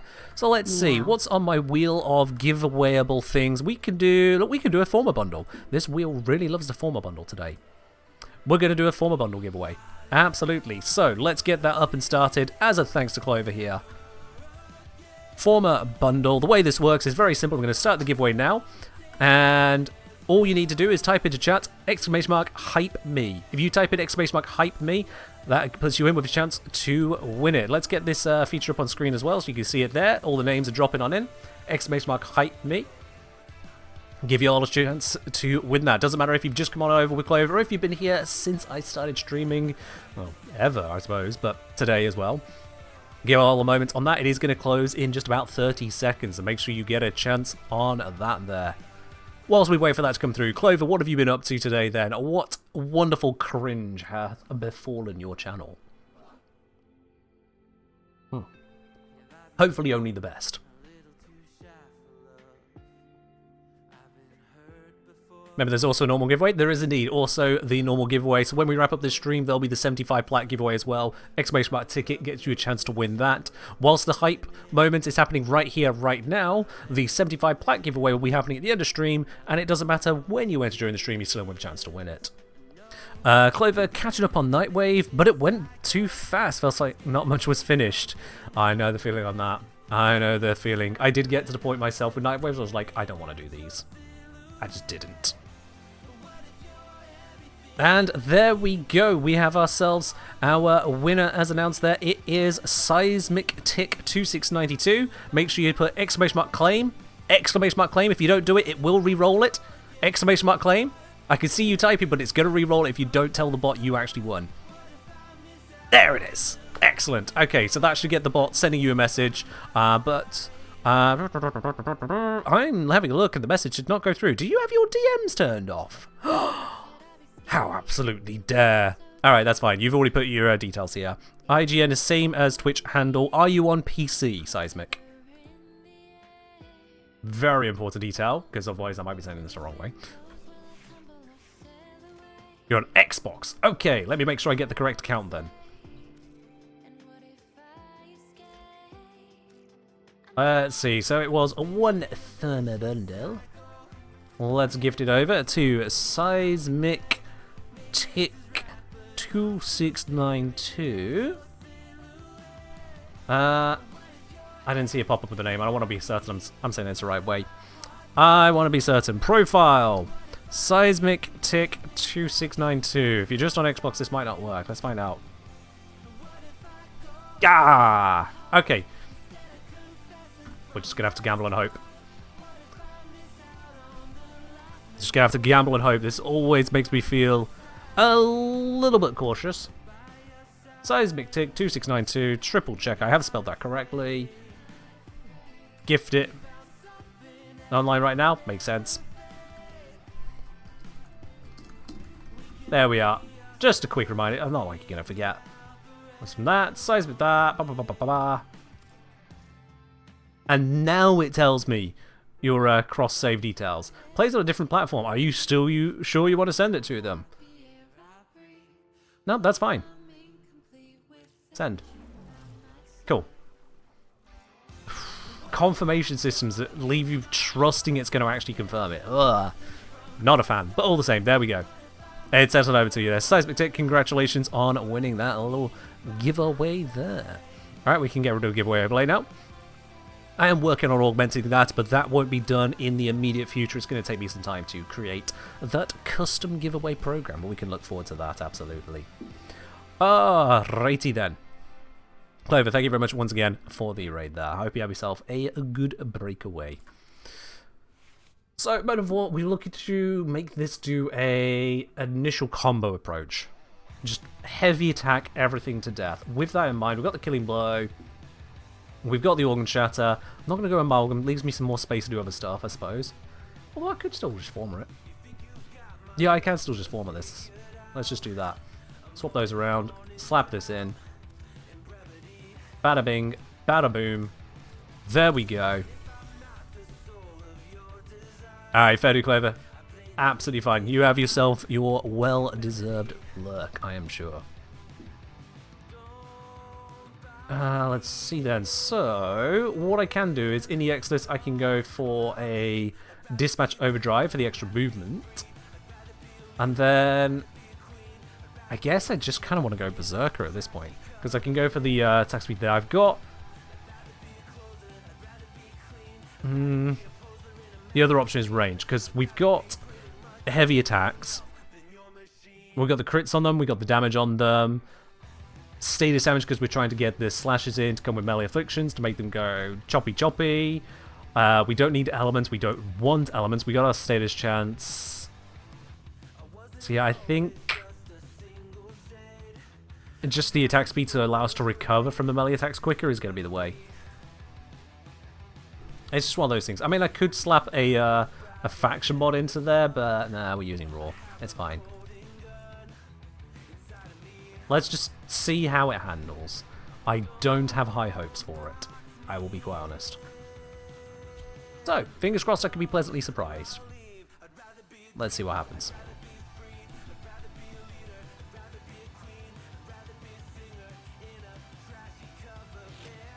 Here we go. Deserve your respect. Honor them with quick deaths, and I with your victory. That is correct.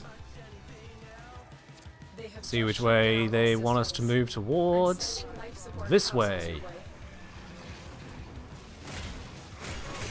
So it's heavy attacks for the win.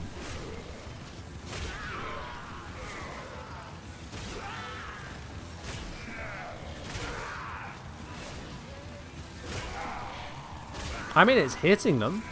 Those are some spicy hits at times.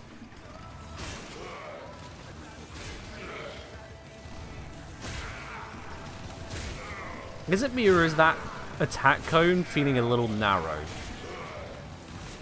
It feels like I'm doing a big swing, but 2.5 meters is not reaching 2.5 meters.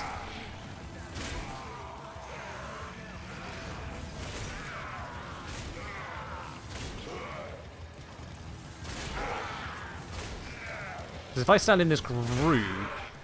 I mean, okay, not a good example. They kind of lined up there. So, going here... it is swinging around, it's just very, very short range. I'm going to need range modding on this. Alright. Pop out of that, let's get range modding.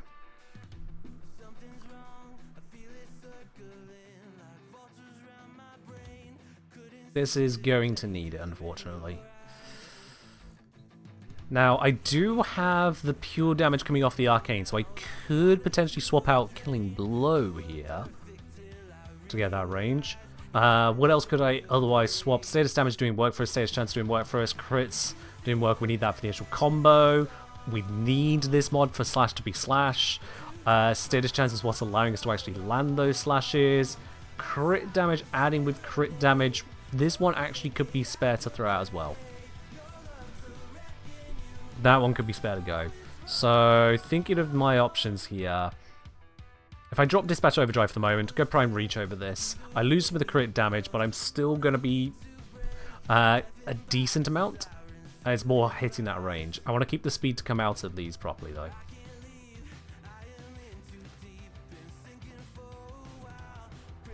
Seismic say, haven't found a good tester. I think you might be the fix for that. Watching others do the test would be great. Feel like I do too much on my own. Hey, fair enough. Testing is what I do. Testing and goofing off. In roughly equal parts, apparently. So let's see, switching over to Afflictions this way, is it more worthwhile? Do bear in mind that Afflictions kind of sucks in that it relies on being able to basically crowd control enemies, and the most powerful enemies cannot be crowd controlled.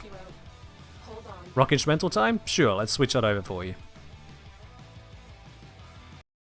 Is a big weakness of Afflictions, is that it relies on enemies being controllable.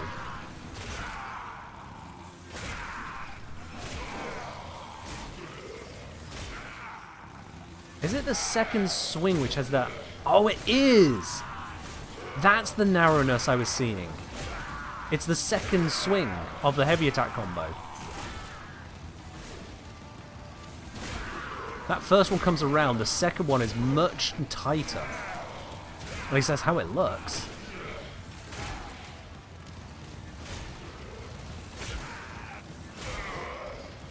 No, I might be wrong on that actually. It was just a range thing.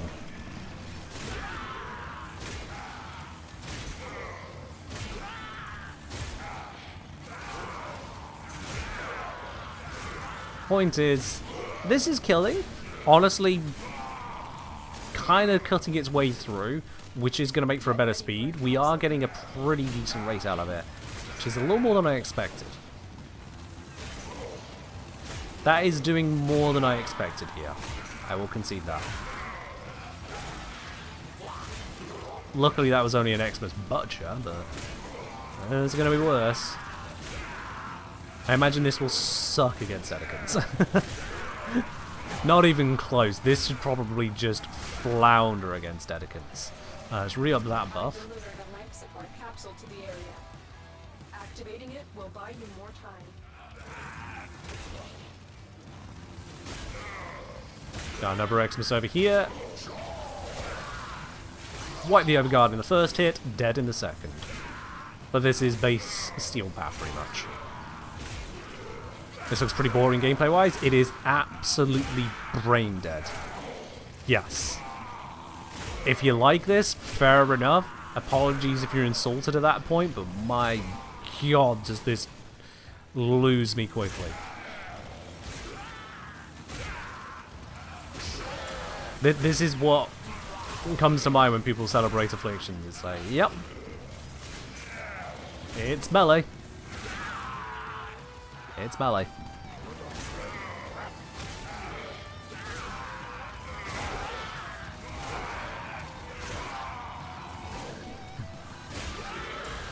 Because there's not anything I'm really interacting with it. There's nothing that the melee can do to be more interesting here. The entire build, the entire buff that it can generate is heavy attack slash go burr. That's it. And that is definitely not my style.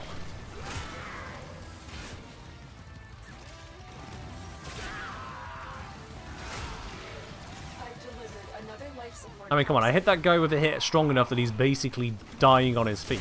But because Overguard says cannot be staggered, he just kinda acts like it never even touched him. And then he falls over dead. It's like, where's the visceral reaction to the murderization?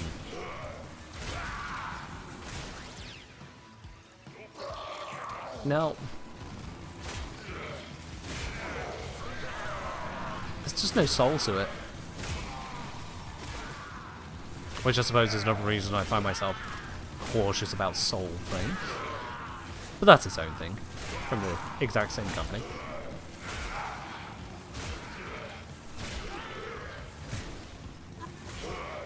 Let's see, can we get nice chunky hits here? What we got?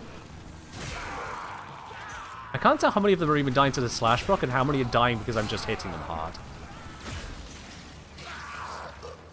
Okay, there's a 1 million slash proc, which fair enough, that is nice to have. Got an Acolyte coming, let's see how they handle this.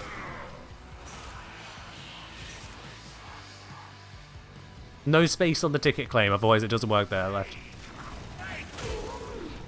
Hi Malice, can you take a hit? Bam. Take another. Bam. Yeah, good enough. It's not impressive, but it's good enough.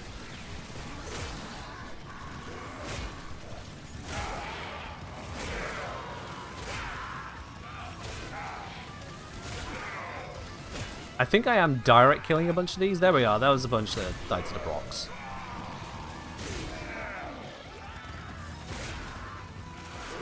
Oh yeah, if the boss is too many tickets, you've already entered. What's my favourite melee in terms of enjoyable gameplay? I think it might actually be The raid is off to a successful start. one of the more meta ones. So we're either looking at glaives or we're looking at Tennokai utilization alongside, what are they called, tonfas? Or going for a melee which has more to interact with, like in the case of New Valkyria.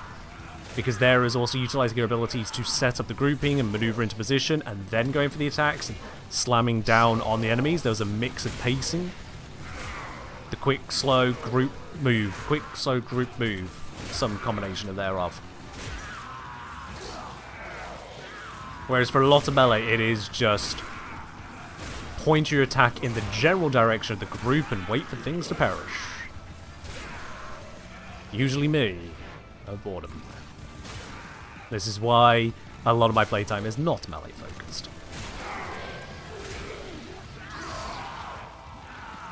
How are we doing on levels? 34. That's enough to get out of here. Capsule is now available.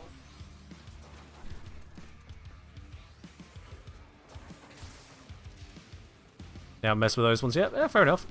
Zoris, absolutely amazing. Works even more ridiculously with melee influence for pretty obvious reasons.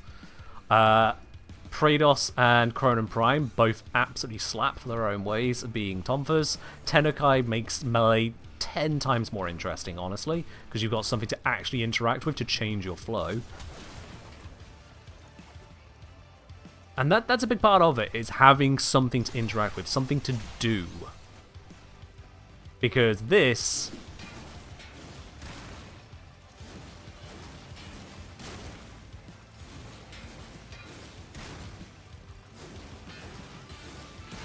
is not gameplay to me.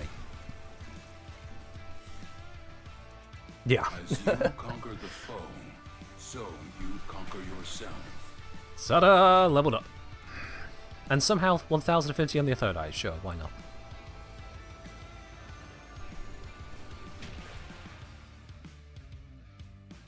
Wouldn't shock you if 50% of players are Praedos in the top 5 favourite melees. Wouldn't surprise me either.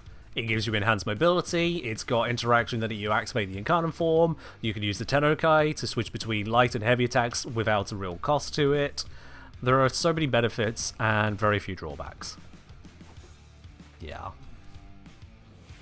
Alright, Motovore, we've done the thing with you. It turns out that a nice slash afflictions does get an amount of work done. This approach is this approach is this approach is this approach. There's not really a lot to say about it. It's a self-priming slash viral setup with predominantly more slash than viral, but still plenty enough viral. A little bit of magnetic squidged in there for, I guess, overguard purposes if you wish to act like it's a plan.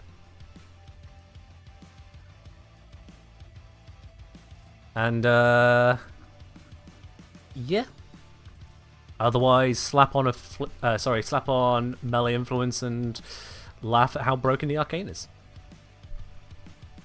Now make a melee influence build for config C. I know you're saying it as a joke, but sure, why not? Let me just show you how easy that is to build. Influence. There we go. Do we want the extra additive status chance? Do we want the extra range? Or do we want the attack speed? I think the range is the way there, so puncture it is. But we don't want too much puncture, so let's go for this because it also gives us status chance. There we go. Electric. Yep. Galvanized. Not falvanized, galvanized.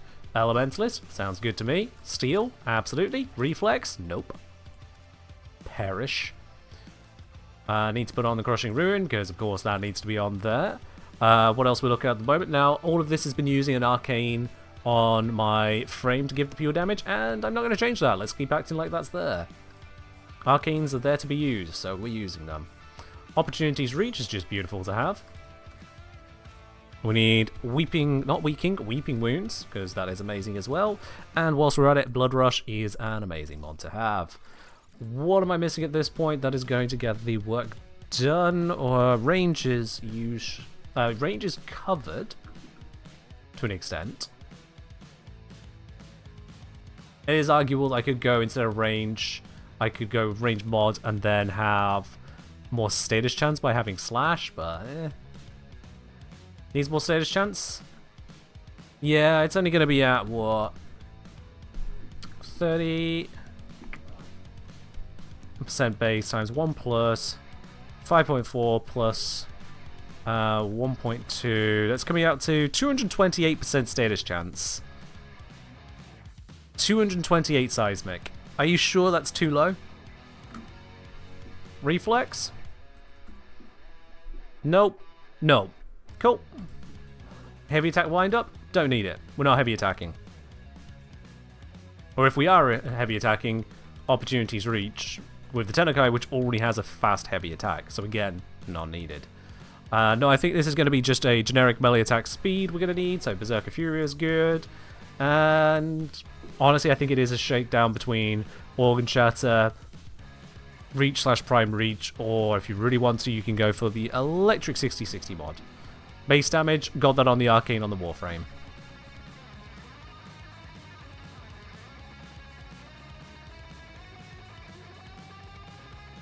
So yeah, I could just shore up the Electric to be even more, because at the moment it is below the Puncture. It is a little bit shite. So let's do that. To bring it up, now it's above the Puncture. Cool. That is better. Alright. And again, pure damage is in Arcane Fury. 180%. Superior to Prime Pressure Point. Can't do as well as Condition Overload could do, but we are able to extract it out to make it for the fact that we're spending a mod slot on Puncture, which is just kind of sad. I could leave it just no Puncture, like no Ips modding at all, and get the 100% additive bonus to status chance from slash side of things, but yeah, it's a wash. Choose what you will. Can infuse Electrical Lavos? Not on this build I can't, because I put Raw over the 3. These foes deserve your respect. Honor them with quick deaths, and There we are. your victory. Oh, 2000 affinity and 32 blasters. Why not? They're trying to And choke another you 40 out. blasters. Anyway, roar up. I'm sending auxiliary life support. They're already dying up there. Go figure. Melee influence, go bloody burr. First Athodai proc, everything was dead before I actually did the swing.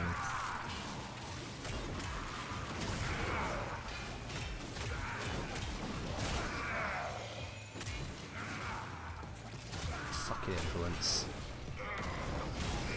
Nope, nope, they're already dead. This looks more fun than the heavy attack mode? Yeah, because I am, 1, actually able to apply damage in a larger area. 2, I've got more freedom of movement because I'm not locked into long animations, even if I try to shorten them. 3, I've got something to interact with, which is the Athodai, which is an important part of why I use Athodai. And this is also why I sometimes use Discipline's Merit with it, is because sometimes we can be waiting a while for it to come up. But I prefer using Opportunity's Reach, because I'm less likely to waste my combo by slightly mistiming the Athodai.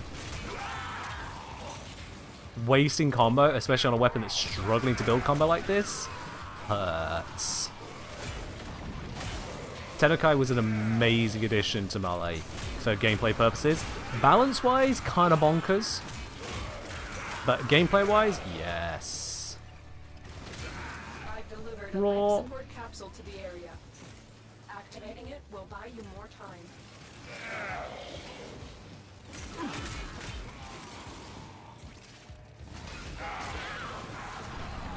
Nope, they're all dead. Melee influence killed all of those. I couldn't hit them with the Athodai. Let's take this over here. That's the benefit of Opportunity's Reach, that I can hunt down a target. couple seconds. There we go. Can't do that with the other Tenokais. This thing is cracked. We're at 330 kills. Granted, I'm in a very high enemy density area. I am stacking buffs. And melee influence go burr. But yes. This has absolutely torn through the enemies.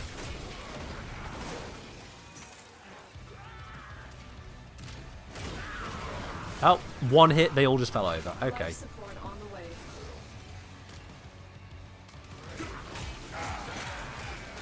It's kind of unfair. No, it is unfair, just how imbalanced the arcanes are. Because it means that this is basically the correct way to play. You can play the other ways if you want, but you just feel the sheer difference so much.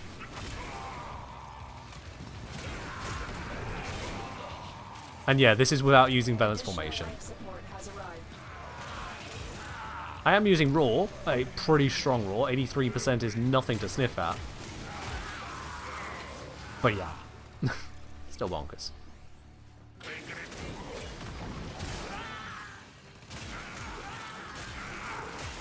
Somehow life support is going down. I have well over the normal kill requirement. Where are my life support modules? Who's hiding them? Please give them back. Are they... Have I killed things too far away that it's hiding my life support modules in another room and not wanting to spawn more of them? Because I think that is a thing that happens. Matt, let's go deal with yourself.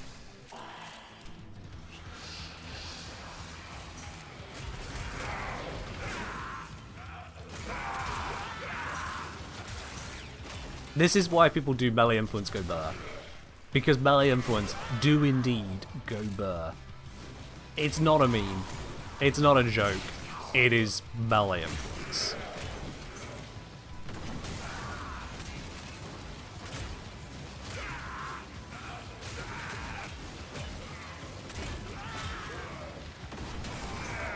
It would just be nice if the other arcanes, you know, tried to compete with it, to be honest. That's my main takeaway. If the other arcanes just try to compete with it. Afflictions is limited by... You need to have the Seus procs there, and then you can afflict them up. And you need to have targets which are vulnerable to being crowd controlled, which is no good against Overguard or specialist units.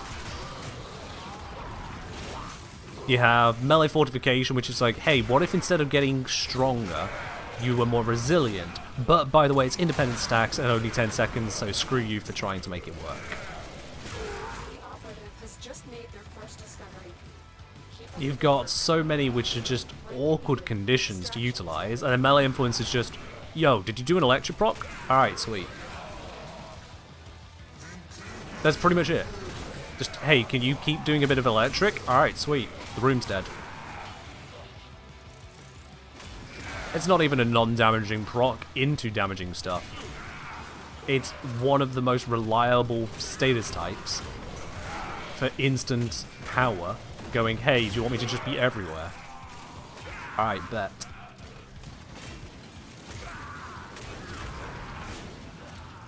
That was a wasted Tenokai. Also another wasted one, but that's because he died as I went to slam. Unfortunate. I thought I was in range of that guy. I have wasted 3 Tenokais in a row. Pro gamer. I never refer to myself as a pro gamer. I'm really not. Live streamer? Content creator? Sure. Pro gamer? You'll never see me in a pro league of anything. Never, never, never. Unless it's some charity event where they bring on people just for the namesake, not for the actual skill. Ain't happening.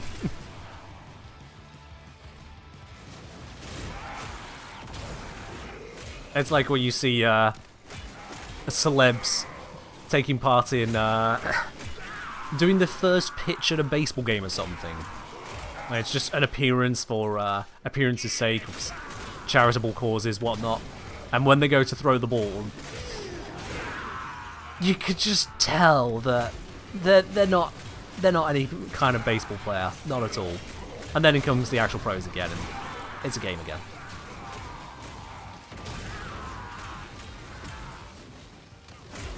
Oh, got to activate Raw. There's another good reason for was it? No, for Opportunities Reach. I had time to cast Raw and then go for the Athodai. Bro, drop your shield. First bit of melee interaction I have done so far. Guy had shield, I hit slam. I'm probably more than leveled. Actually, I'm not even needing to level it because I didn't former it. But I'm at 1,058 kills in 7.5 minutes. That is... I think that's 150 kills per minute. It's in that ballpark. When you consider what the others were managing, that is kind of a bonkers change in output. One thing's for sure, I'm a pro engineer. I mean, I'm the engineer.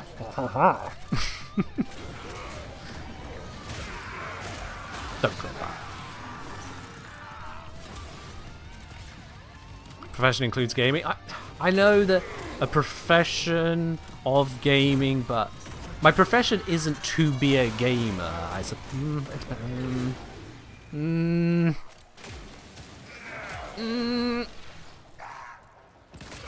I think the clearest answer that I wouldn't want to be considered pro gamer is that if all I did was gameplay, just gameplay stuff, the majority of you wouldn't give a shit about me.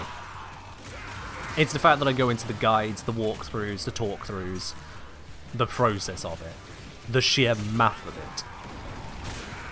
That's the distinction. That's the worthwhile something. You stuck with Lavos? Check out my Lavos guides. I assure you, you will not end up in misery. Instead, you will bring upon great violence and malice on your foes. You will insert acolyte name here. And it'll be glorious.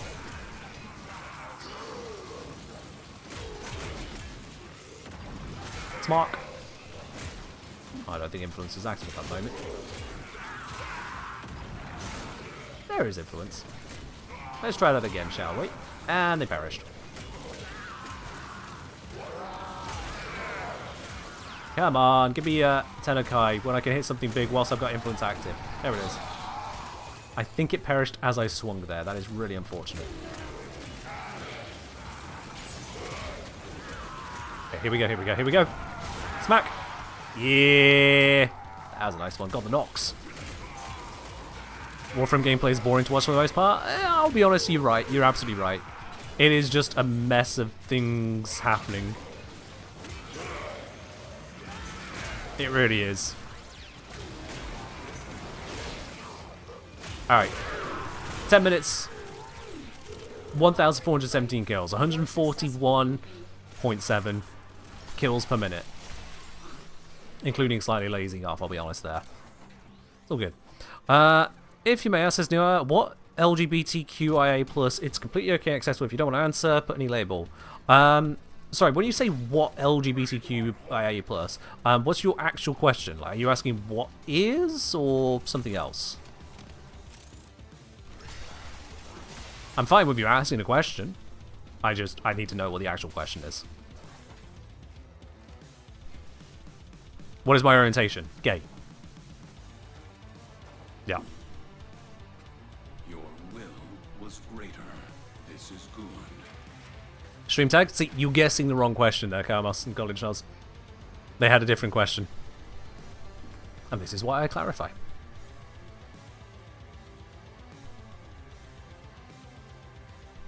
So what you keep seeing in YouTube and Twitch, Warframe gameplay is secondary to demonstrating a build. It does big number. Yeah. Warframe gameplay by itself is something that you kind of do, not watch. There's not a competitive element to it. There is a skill element to it, but that skill element is not very visible, and the overall gameplay is... the harder it is to see what's going on, the more successful you probably are. Pretty much. Warframe also is somewhat horribly lacking in the creative space for how creative you can be with your gameplay. Some of the most creative things I put out include Warframe Golf, which, let's be honest now, that is really pushing it out there. You know, say, as a gay yourself, that's a way of phrasing it, but fair enough. As a gay yourself, you're disappointed with some toxic gays. It brings you so much joy to see me being a positive one. Well, thank you. I appreciate that.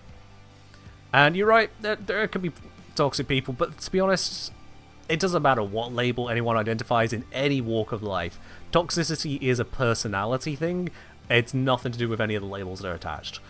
With perhaps the exception of Nazism. I'm sorry, if you got that label attached, you are toxic by default. There's no saving you. Get out. But aside from that... You mean in Warframe? At this point, I'm not sure if you're referring to, like, other gay creators, but to be honest, I don't want to explore that line of thinking too hard, because that will make things toxic. I'm just happy you're happy here. Let's go with that. Although, that said, I've just realised what the time is. What the hell? Ah! We are a little bit over time today. Well, I may not have been utterly satisfied with the Motovore as being a, interesting weapon, but y'all got more time out of it. Well, you lucky lot. Alright, I think it's about time we do that platinum giveaway. Words. It's definitely towards the end of stream. Exclamation mark ticket in the chat for a chance to win it. We'll be doing a 75 plat giveaway in just a moment here. No guarantees that I know how to pronounce any of these words, but we can still do the giveaway, absolutely. Give you all a moment to grab that ticket there if you haven't already done so. Just a moment on that. I've tested Athodai and Motovore. Super one. Yeah, it's two of them to check, but still, you know. Anyway. Just the last moment on grab those tickets there. Let's see, how many people have we got in this one today? We have got 60 tickets in at the moment. Most recent one from Alsu there. Alsu somehow missing it along the way.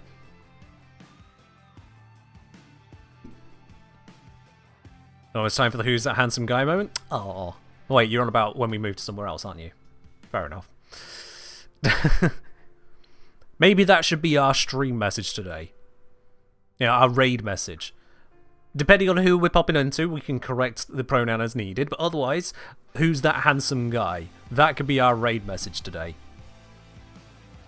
Alright, let's close up the entries then.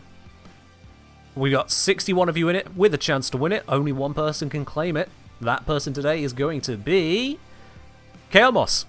Chaos, congratulations. That 75 plat is going to be coming your way. I'll be sending you a message here on Twitch shortly after the end of the stream with all the details as to how that works, but most crucially, I'm going to need your Warframe username, platform, and your cross-save status, whether you got it turned on or not. It's very simple stuff, really. And we'll get that sent along to your inbox. Chaos, congratulations on that.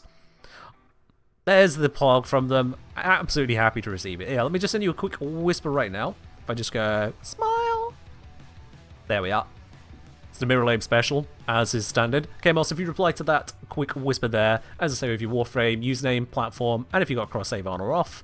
If you're unable to do that, there will be more details I'll send after the stream anyway, so it'll still work. Ellie, sorry, with stream delay, you just can't keep up with me.